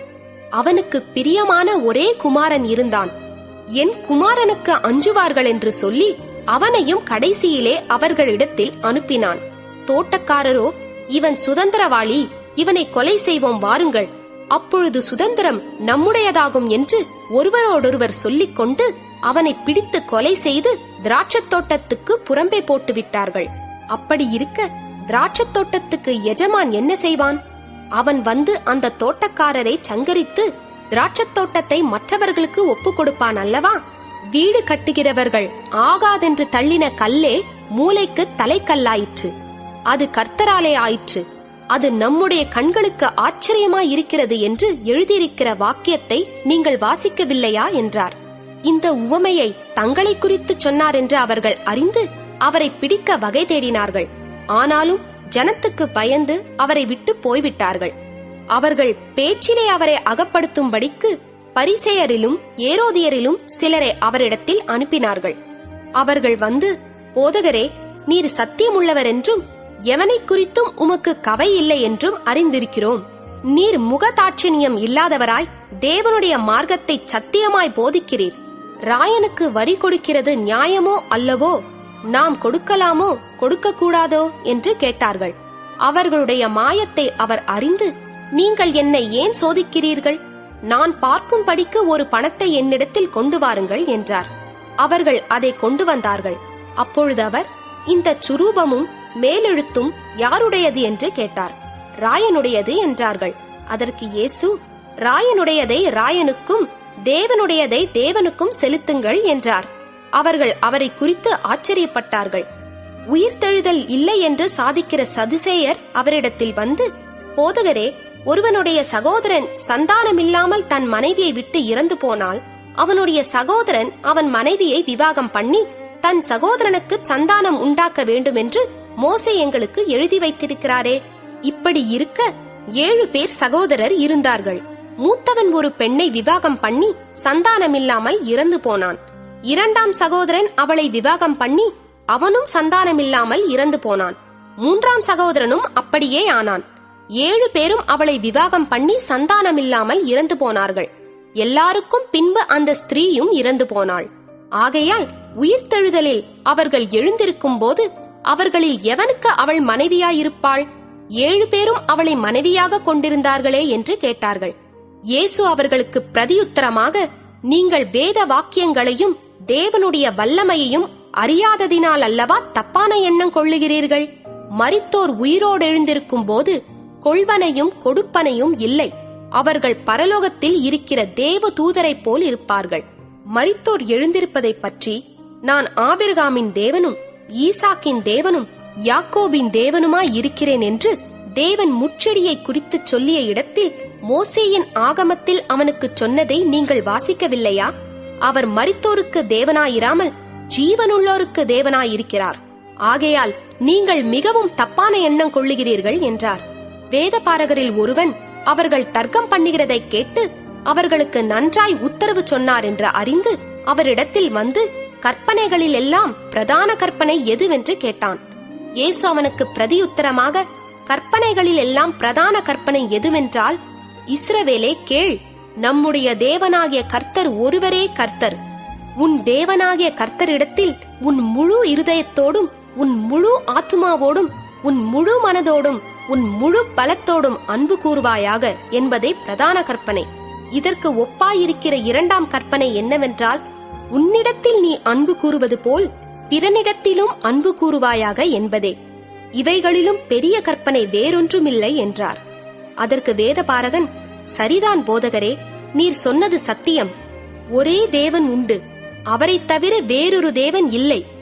முழு இருதயத்தோடும் முழு மனதோடும் முழு ஆத்துமாவோடும் முழு பலத்தோடும் அவரிடத்தில் அன்பு கூறுகிறதும் தன்னிடத்தில் அன்பு கூறுகிறது போல் பிறனிடத்தில் அன்பு கூறுகிறதுமே சர்வாங்க தகனம் முதலிய பலிகளை பார்க்கிலும் முக்கியமாயிருக்கிறது என்றான். அவன் விவேகமாய் உத்தரவு சொன்னதை இயேசு கண்டு, நீ தேவனுடைய ராஜ்யத்துக்கு தூரமானவன் அல்ல என்றார். அதன் பின்பு ஒருவரும் அவரிடத்தில் யாதொரு கேள்வியும் கேட்க துணியவில்லை. இயேசு தேவாலயத்திலே உபதேசம் பண்ணுகையில் அவர், கிறிஸ்து தாவீதின் குமாரன் என்று வேதபாரகர் எப்படி சொல்லுகிறார்கள்? நான் உம்முடைய சத்துருக்களை உமக்கு பாதபடியாக்கி போடும் வரைக்கும் நீர் என்னுடைய வலது பாரிசத்தில் உட்காரும் என்று கர்த்தர் என் ஆண்டவரோடே சொன்னார் என்று தாவீது பரிசுத்த ஆவியினாலே சொல்லியிருக்கிறானே. தாவீது தானே அவரை ஆண்டவர் என்று சொல்லியிருக்க அவனுக்கு அவர் குமாரனாயிருப்பது எப்படி என்றார். அநேக ஜனங்கள் அவருடைய உபதேசத்தை விருப்பத்தோடே கேட்டார்கள். பின்னும் அவர் உபதேசம் பண்ணுகையில் அவர்களை நோக்கி, நீண்ட அங்கிகளை தரித்துக் கொண்டு திரியவும், சந்தை வெளிகளில் வந்தனங்களை அடையவும், ஜெப ஆலயங்களில் முதன்மையான ஆசனங்களில் உட்காரவும், விருந்துகளில் முதன்மையான இடங்களில் இருக்கவும் விரும்பி, விதவைகளின் வீடுகளை பட்சித்து பார்வைக்கு நீண்ட ஜெபம் பண்ணுகிற வேதபாரகரை குறித்து எச்சரிக்கையாயிருங்கள், அவர்கள் அதிக ஆக்கினையை அடைவார்கள் என்றார். இயேசு காணிக்கை பெட்டிக்கு எதிராக உட்கார்ந்து ஜனங்கள் காணிக்கை பெட்டியில் பணம் போடுகிறதை பார்த்து கொண்டிருந்தார். ஐஸ்வர்யமான்கள் அநேகர் அதிகமாய் போட்டார்கள். ஏழையான ஒரு விதவையும் வந்து ஒரு துட்டுக்கு சரியான 2 காசை போட்டாள். அப்பொழுது அவர் தம்முடைய சீஷரை அழைத்து, காணிக்கை பெட்டியில் பணம் போட்ட மற்றெல்லாரை பார்க்கிலும் இந்த ஏழை விதவை அதிகமாய் போட்டாள் என்று மெய்யாகவே உங்களுக்கு சொல்லுகிறேன். அவர்கள் எல்லாரும் தங்கள் பரிபூரணத்திலிருந்து எடுத்து போட்டார்கள், இவளோ தன் வறுமையிலிருந்து தன் ஜீவனத்துக்கு உண்டாயிருந்ததெல்லாம் போட்டுவிட்டாள் என்றார். 13ஆம் அதிகாரம். அவர் தேவாலயத்தை விட்டு புறப்படும் போது அவருடைய சீஷர்களில் ஒருவன் அவரை நோக்கி, போதகரே, இதோ இந்த கல்லுகள் எப்படிப்பட்டது, இந்த கட்டடங்கள் எப்படிப்பட்டது பாரும் என்றான். இயேசு அவனுக்கு பிரதியுத்தரமாக, இந்த பெரிய கட்டடங்களை காண்கிறாயே, ஒரு கல்லின் மேல் ஒரு கல் இராதபடிக்கு எல்லாம் இடிக்கப்பட்டு போகும் என்றார். பின்பு அவர் தேவாலயத்துக்கு எதிராக ஒலிவ மலையின் மேல் உட்கார்ந்திருக்கையில் பேதுருவும் யாக்கோபும் யோவானும் அந்திரேயாவும் அவரிடத்தில் தனித்து வந்து, இவைகள் எப்பொழுது சம்பவிக்கும், இவைகள் எல்லாம் நிறைவேறும் காலத்துக்கு அடையாளம் என்ன, எங்களுக்கு சொல்ல வேண்டும் என்றார்கள். இயேசு அவர்களுக்கு பிரதியுத்தரமாக, ஒருவனும் உங்களை வஞ்சியாத படிக்கு எச்சரிக்கையாயிருங்கள். ஏனெனில் அநேகர் வந்து என் நாமத்தைக் கொண்டு நானே கிறிஸ்து என்று சொல்லி அநேகரை வஞ்சிப்பார்கள். யுத்தங்களையும் யுத்தங்களின் செய்திகளையும் கேள்விப்படும் போது கலங்காதேயுங்கள். இவைகள் சம்பவிக்க வேண்டியதே, ஆனாலும் முடிவு உடனே வராது. ஜனத்துக்கு விரோதமாய் ஜனமும் ராஜ்யத்துக்கு விரோதமாய் ராஜ்யமும் எழும்பும். பூமி அதிர்ச்சிகளும் பல இடங்களில் உண்டாகும், பஞ்சங்களும் கலகங்களும் உண்டாகும். இவைகள் வேதனைகளுக்கு ஆரம்பம். நீங்களோ எச்சரிக்கையாயிருங்கள், ஏனெனில் உங்களை ஆலோசனை சங்கங்களுக்கு ஒப்புக் கொடுப்பார்கள். நீங்கள் ஜெப ஆலயங்களில் அடிக்கப்படுவீர்கள். என் நிமித்தம் தேசாதிபதிகளுக்கும் ராஜாக்களுக்கும் சாட்சியாக அவர்களுக்கு முன்பாக நிறுத்தப்படுவீர்கள். சகல ஜாதிகளுக்கும் சுவிசேஷம் முந்தி பிரசங்கிக்கப்பட வேண்டும். அவர்கள் உங்களை கொண்டு போய் ஒப்புக் கொடுக்கும் போது நீங்கள் என்ன பேசுவோம் என்று முன்னதாக கவலைப்படாமலும் சிந்தியாமலும் இருங்கள். அந்நாழிகையிலே உங்களுக்கு எது அருள் செய்யப்படுமோ அதையே பேசுங்கள். ஏனெனில் பேசுகிறவர்கள் நீங்கள் அல்ல, பரிசுத்த ஆவியே பேசுகிறவர். அன்றியும் சகோதரன் சகோதரனையும் தகப்பன் பிள்ளையையும் மரணத்துக்கு ஒப்புக் கொடுப்பார்கள். பெற்றாருக்கு விரோதமாக பிள்ளைகள் எழும்பி அவர்களை கொலை செய்வார்கள். என் நாமத்து நிமித்தம் எல்லாராலும் பகைக்கப்படுவீர்கள். முடிவு பரியந்தம் நிலை நிற்பவனே ரட்சிக்கப்படுவான். மேலும் பாழாக்குகிற அருவருப்பை குறித்து தானியேல் தீர்க்கதரிசி சொல்லியிருக்கிறானே, வாசிக்கிறவன் சிந்திக்க கடவன். அது நிற்கத்தகாத இடத்திலே நீங்கள் அதை நிற்க காணும்போது யூதேயாவில் இருக்கிறவர்கள் மலைகளுக்கு ஓடிப்போக கடவர்கள். வீட்டின் மேல் இருக்கிறவன் தன் வீட்டுக்குள் இறங்காமலும் தன் வீட்டில் எதையாகிலும் எடுத்துக்கொள்ள உள்ளே போகாமலும் இருக்க கடவன். வயலில் இருக்கிறவன் தன் வஸ்திரத்தை எடுப்பதற்கு பின்னிட்டு திரும்பாதிருக்க கடவன். அந்நாட்களிலே கர்ப்பவதிகளுக்கும் பால் கொடுக்கிறவர்களுக்கும் ஐயோ! நீங்கள் ஓடிப்போவது மாரிகாலத்திலே சம்பவியாதபடிக்கு வேண்டிக் கொள்ளுங்கள்.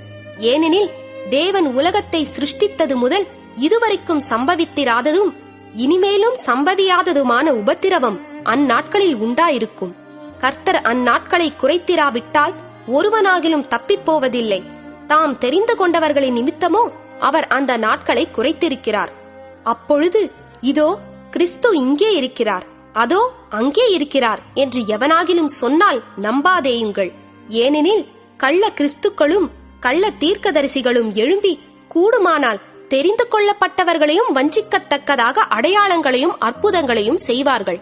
நீங்களோ எச்சரிக்கையாயிருங்கள். இதோ எல்லாவற்றையும் முன்னதாக உங்களுக்கு அறிவித்திருக்கிறேன். அந்நாட்களிலே அந்த உபத்திரவத்திற்கு பின்பு சூரியன் அந்தகாரப்படும், சந்திரன் ஒளியை கொடாதிருக்கும், வானத்தின் நட்சத்திரங்கள் விழும், வானங்களிலுள்ள சத்துவங்களும் அசைக்கப்படும். அப்பொழுது மனுஷகுமாரன் மிகுந்த வல்லமையோடும் மகிமையோடும் மேகங்களின் மேல் வருகிறதை காண்பார்கள். அப்பொழுது அவர் தம்முடைய தூதரை அனுப்பி தாம் தெரிந்து கொண்டவர்களை பூமியின் கடைமுனை முதற்கொண்டு வானத்தின் கடைமுனை மட்டுமுள்ள 4 திசைகளிலுமிருந்து கூட்டிச் சேர்ப்பார். அத்திமரத்தினால் ஒரு உவமையை கற்றுக்கொள்ளுங்கள். அதிலே இளங்கிளை தோன்றி துளிர் விடும்போது வசந்த காலம் சமீபமாயிற்று என்று அறிவீர்கள். அப்படியே இவைகள் சம்பவிக்கிறதை நீங்கள் காணும்போது அவர் சமீபமாய் வாசலருகே வந்திருக்கிறார் என்று அறியுங்கள். இவைகளெல்லாம் சம்பவிக்கும் முன்னே இந்த சந்ததி ஒழிந்து போகாதென்று மெய்யாகவே உங்களுக்கு சொல்லுகிறேன். வானமும் பூமியும் ஒழிந்து போம், என் வார்த்தைகளோ ஒழிந்து போவதில்லை. அந்த நாளையும் அந்த நாழிகையையும் பிதா ஒருவர் தவிர மற்றொருவனும் அறியான். பரலோகத்திலுள்ள தூதர்களும் அறியார்கள், குமாரனும் அறியார். அக்காலத்தை நீங்கள் அறியாதபடியால் எச்சரிக்கையாயிருங்கள், விழித்திருந்து ஜெபம் பண்ணுங்கள்.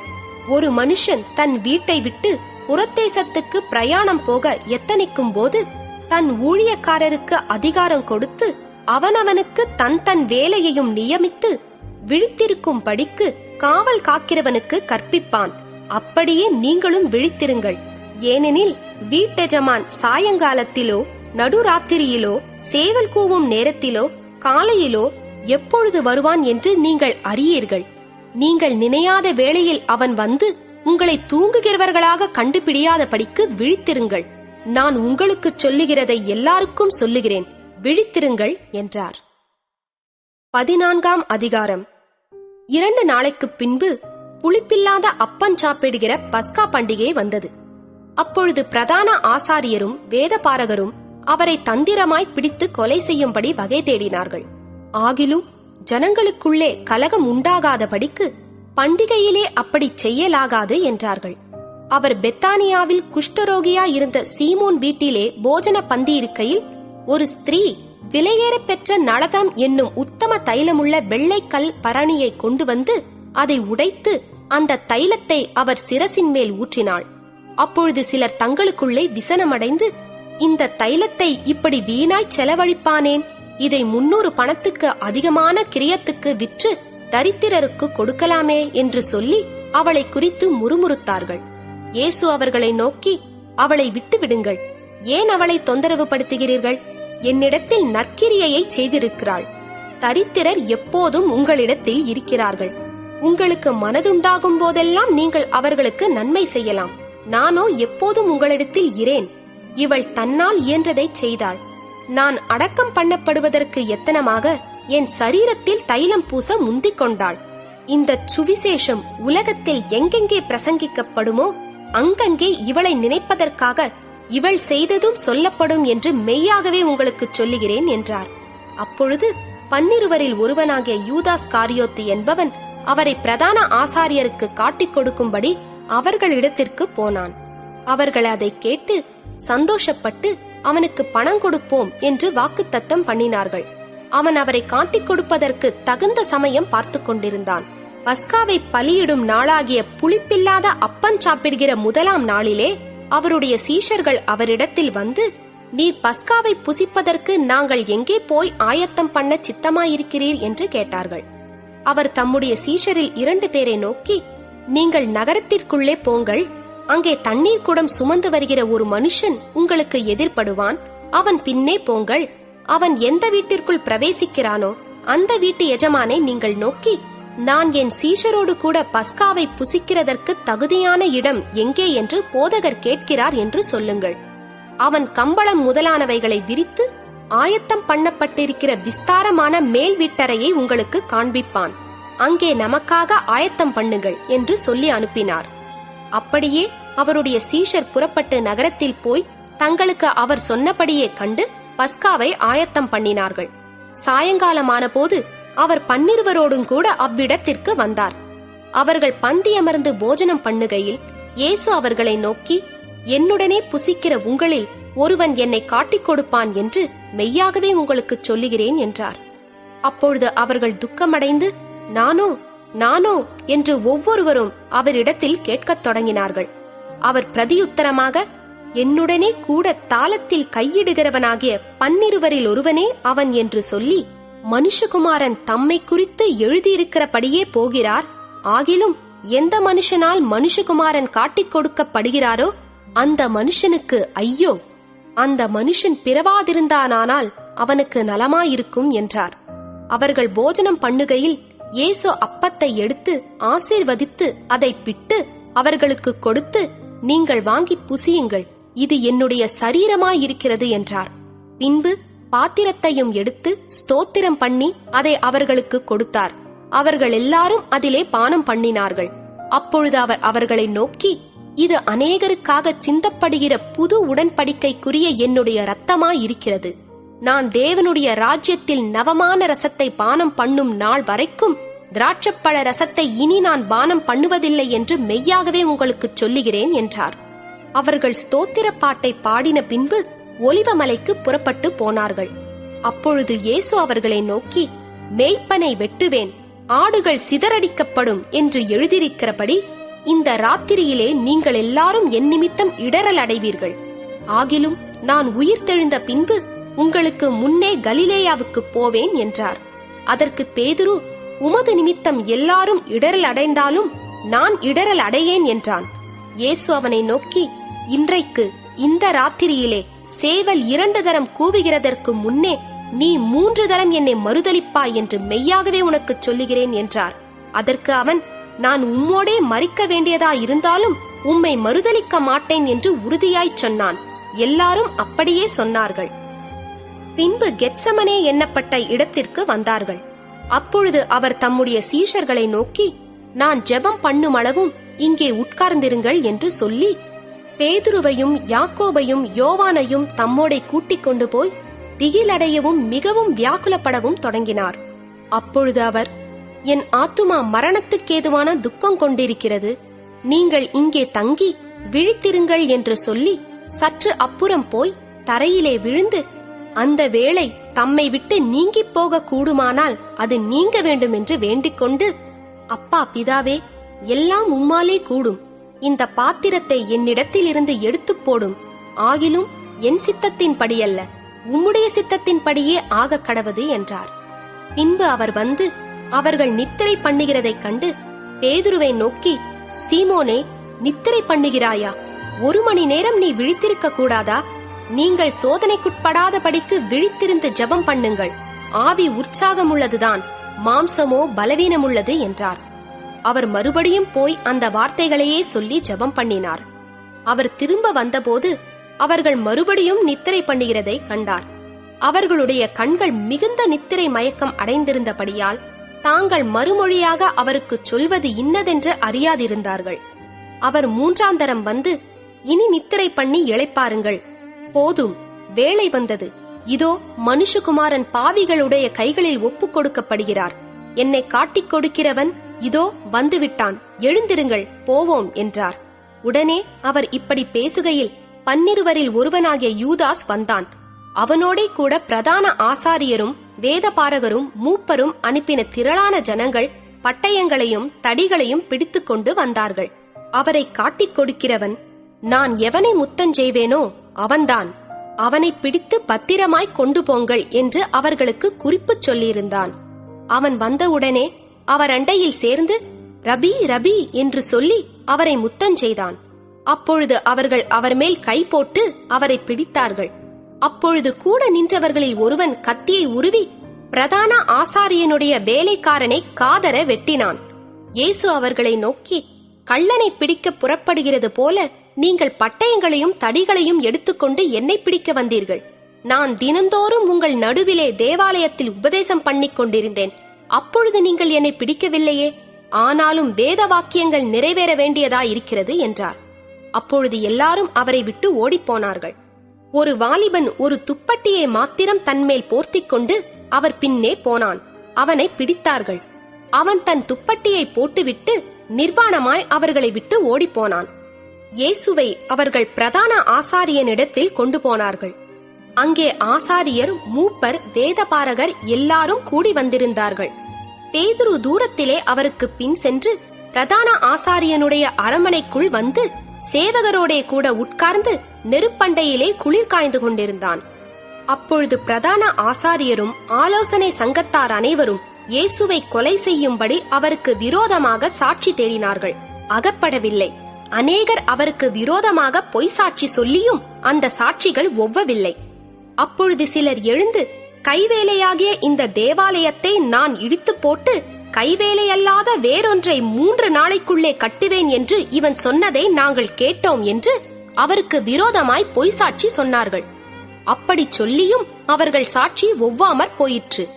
அப்பொழுது பிரதான ஆசாரியன் எழுந்து நடுவே நின்று இயேசுவை நோக்கி, இவர்கள் உனக்கு விரோதமாய் சொல்லுகிறதை குறித்து நீ ஒன்றும் சொல்லுகிறதில்லையா என்று கேட்டான். அவரோ ஒரு உத்தரவும் சொல்லாமல் பேசாதிருந்தார். மறுபடியும் பிரதான ஆசாரியன் அவரை நோக்கி, நீ ஸ்தோத்திரிக்கப்பட்ட தேவனுடைய குமாரனாகிய கிறிஸ்துதானா என்று கேட்டான். அதற்கு இயேசு, நான் அவர்தான்.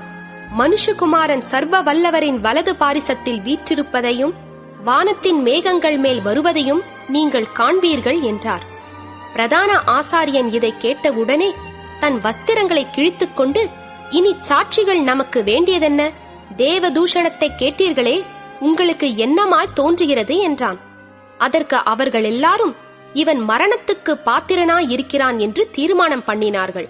அப்பொழுது சிலர் அவர் மேல் துப்பவும் அவருடைய முகத்தை மூடவும் அவரை குட்டவும், ஞான திருஷ்டியினாலே பார்த்துச் சொல் என்று சொல்லவும் தொடங்கினார்கள். வேலைக்காரரும் அவரை கன்னத்தில் அறைந்தார்கள். அத்தருணத்திலே பேதுரு கீழே அரமனை முற்றத்தில் இருக்கையில் பிரதான ஆசாரியனுடைய வேலைக்காரிகளில் ஒருத்தி வந்து குளிர் காய்ந்து கொண்டிருக்கிற பேதுருவை கண்டு அவனை உற்று பார்த்து, நீயும் நசரேயனாகிய இயேசுவோடே இருந்தாய் என்றாள்.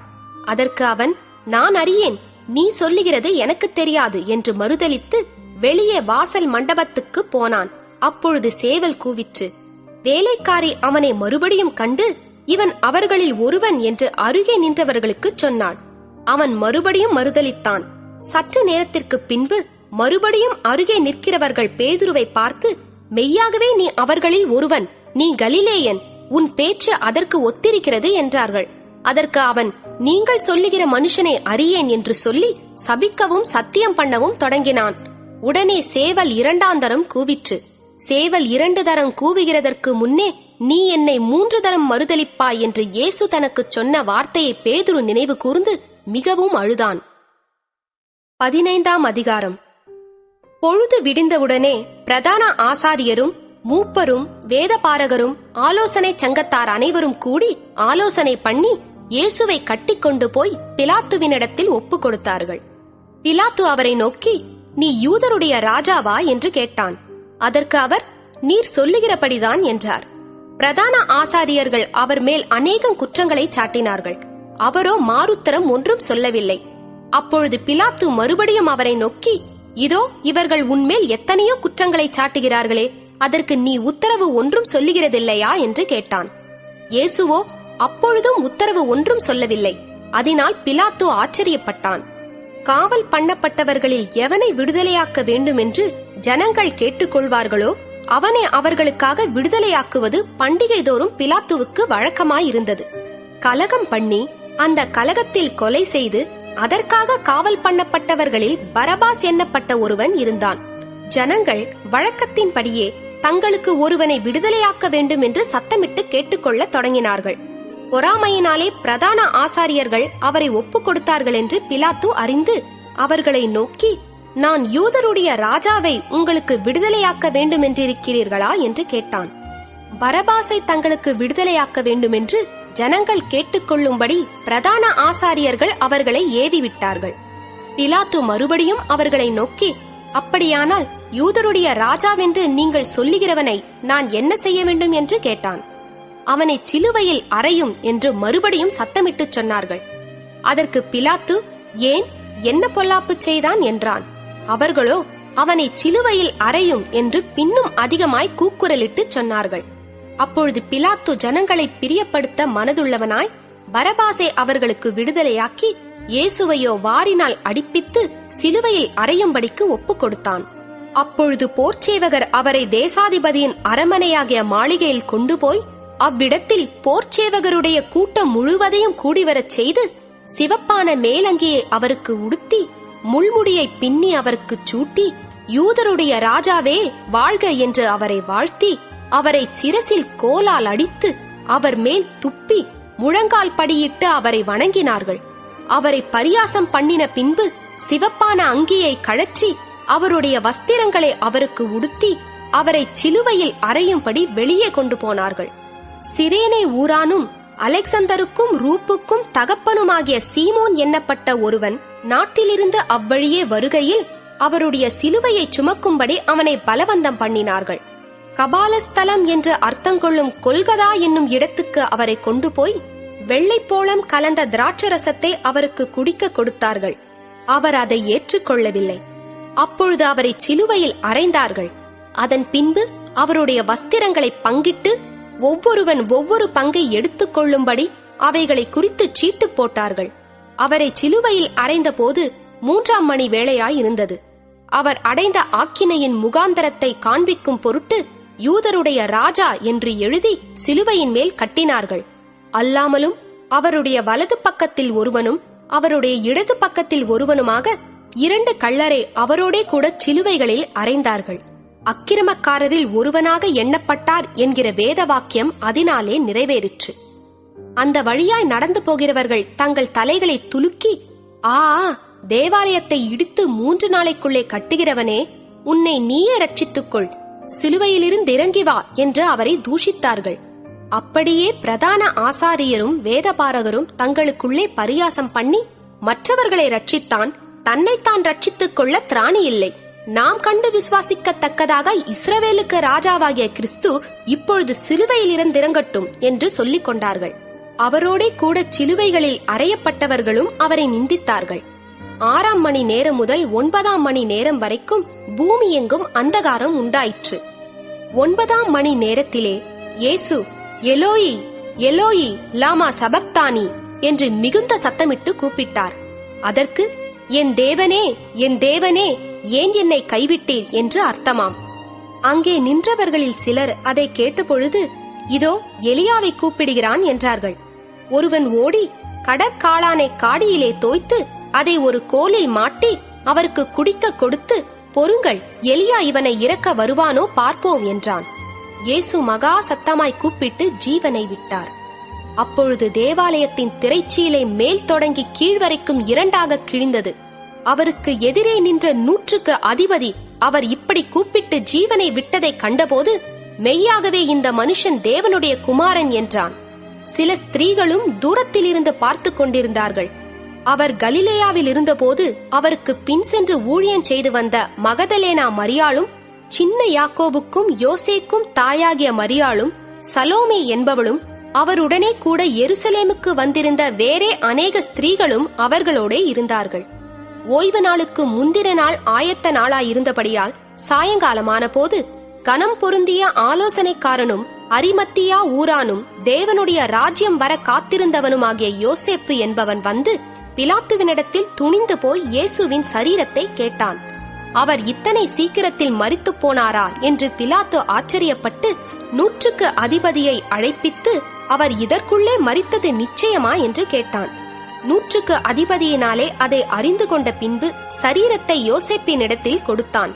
அவன் போய் மெல்லிய துப்பட்டியை வாங்கிக் கொண்டு வந்து அவரை இறக்கி அந்த துப்பட்டியிலே சுற்றி கண்மலையில் வெட்டியிருந்த கல்லறையிலே அவரை வைத்து கல்லறையின் வாசலில் ஒரு கல்லை புரட்டி வைத்தான். அவரை வைத்த இடத்தை மகதலேனா மரியாளும் யோசேயின் தாயாகிய மரியாளும் பார்த்தார்கள். 16ஆம் அதிகாரம். ஓய்வு நாளான பின்பு மகதலேனா மரியாளும் யாக்கோபின் தாயாகிய மரியாளும் சலோமே என்பவளும் அவருக்கு சுகந்த வர்க்கம் இடும்படி அவைகளை வாங்கிக் கொண்டு வாரத்தின் முதலாம் நாள் அதிகாலையிலே சூரியன் உதயமாகிற போது கல்லறையினிடத்தில் வந்து, கல்லறையின் வாசலில் இருக்கிற கல்லை நமக்காக எவன் புரட்டி தள்ளுவான் என்று ஒருவரோடொருவர் சொல்லிக் கொண்டார்கள். அந்த கல் மிகவும் பெரிதாயிருந்தது. அவர்கள் ஏறிட்டு பார்க்கிற போது அது தள்ளப்பட்டிருக்க கண்டார்கள். அவர்கள் கல்லறைக்குள் பிரவேசித்து வெள்ளையங்கி தரித்தவனாய் வலது பக்கத்தில் உட்கார்ந்திருந்த ஒரு வாலிபனைக் கண்டு பயந்தார்கள். அவன் அவர்களை நோக்கி, பயப்படாதிருங்கள், சிலுவையில் அறையப்பட்ட நசரேனாகிய இயேசுவை தேடுகிறீர்கள். அவர் உயிர்த்தெழுந்தார். அவர் இங்கே இல்லை. இதோ அவரை வைத்த இடம். நீங்கள் அவருடைய சீஷரிடத்திற்கும் பேதுருவின் இடத்திற்கும் போய், உங்களுக்கு முன்னே கலிலேயாவுக்கு போகிறார், அவர் உங்களுக்கு சொன்னபடியே அங்கே அவரை காண்பீர்கள் என்று அவர்களுக்கு சொல்லுங்கள் என்றான். நடுக்கமும் திகிலும் அவர்களை பிடித்தபடியால் அவர்கள் சீக்கிரமாய் வெளியே வந்து கல்லறையை விட்டு ஓடினார்கள். அவர்கள் பயந்திருந்தபடியினால் ஒருவருக்கும் ஒன்றும் சொல்லாமற் போனார்கள். வாரத்தின் முதலாம் நாள் அதிகாலையிலே இயேசு எழுந்திருந்த பின்பு மகதலேனா மரியாளுக்கு முதல் தரிசனமானார். அவளிடத்தில் இருந்து அவர் 7 பிசாசுகளை துரத்தியிருந்தார். அவள் புறப்பட்டு அவரோடே கூட இருந்தவர்கள் துக்கப்பட்டு அழுது கொண்டிருக்கையில் அவர்களிடத்தில் போய் அந்த செய்தியை அறிவித்தாள். அவர் உயிரோடிருக்கிறார் என்றும் அவளுக்கு காணப்பட்டார் என்றும் அவர்கள் கேட்டபொழுது நம்பவில்லை. அதன் பின்பு அவர்களில் 2 பேர் ஒரு கிராமத்துக்கு நடந்து போகிற பொழுது அவர்களுக்கு மறுரூபமாய் தரிசனமானார். அவர்களும் போய் அதை மற்றவர்களுக்கு அறிவித்தார்கள். அவர்களையும் அவர்கள் நம்பவில்லை. அதன் பின்பு 11 போஜன பந்தியில் இருக்கையில் அவர்களுக்கு அவர் தரிசனமாகி, உயிர்த்தெழுந்திருந்த தம்மை கண்டவர்களை அவர்கள் நம்பாமற் போனது நிமித்தம் அவர்களுடைய அவிசுவாசத்தை குறித்தும் இருதய கடினத்தை குறித்தும் அவர்களை கடிந்து கொண்டார். பின்பு அவர் அவர்களை நோக்கி, நீங்கள் உலகமெங்கும் போய் சர்வ சிருஷ்டிக்கும் சுவிசேஷத்தை பிரசங்கியுங்கள். விசுவாசம் உள்ளவனாகி ஞானஸ்நானம் பெற்றவன் ரட்சிக்கப்படுவான். விசுவாசியாதவனோ ஆக்கினைக்குள்ளாக தீர்க்கப்படுவான். விசுவாசிக்கிறவர்களால் நடக்கும் அடையாளங்களாவன, என் நாமத்தினாலே பிசாசுகளை துரத்துவார்கள், நவமான பாஷைகளை பேசுவார்கள், சர்ப்பங்களை எடுப்பார்கள், சாவுக்கேதுவான யாதொன்றை குடித்தாலும் அது அவர்களை சேதப்படுத்தாது, வியாதிஸ்தர் மேல் கைகளை வைப்பார்கள், அப்பொழுது அவர்கள் சொஸ்தமாவார்கள் என்றார். இவ்விதமாய் கர்த்தர் அவர்களுடனே பேசின பின்பு பரலோகத்துக்கு எடுத்துக் கொள்ளப்பட்டு தேவனுடைய வலது பாரிசத்தில் உட்கார்ந்தார். அவர்கள் புறப்பட்டு போய் எங்கும் பிரசங்கம் பண்ணினார்கள். கர்த்தர் அவர்களுடனே கூட கிரியையை நடப்பித்து அவர்களால் நடந்த அடையாளங்களினாலே வசனத்தை உறுதிப்படுத்தினார். ஆமென்.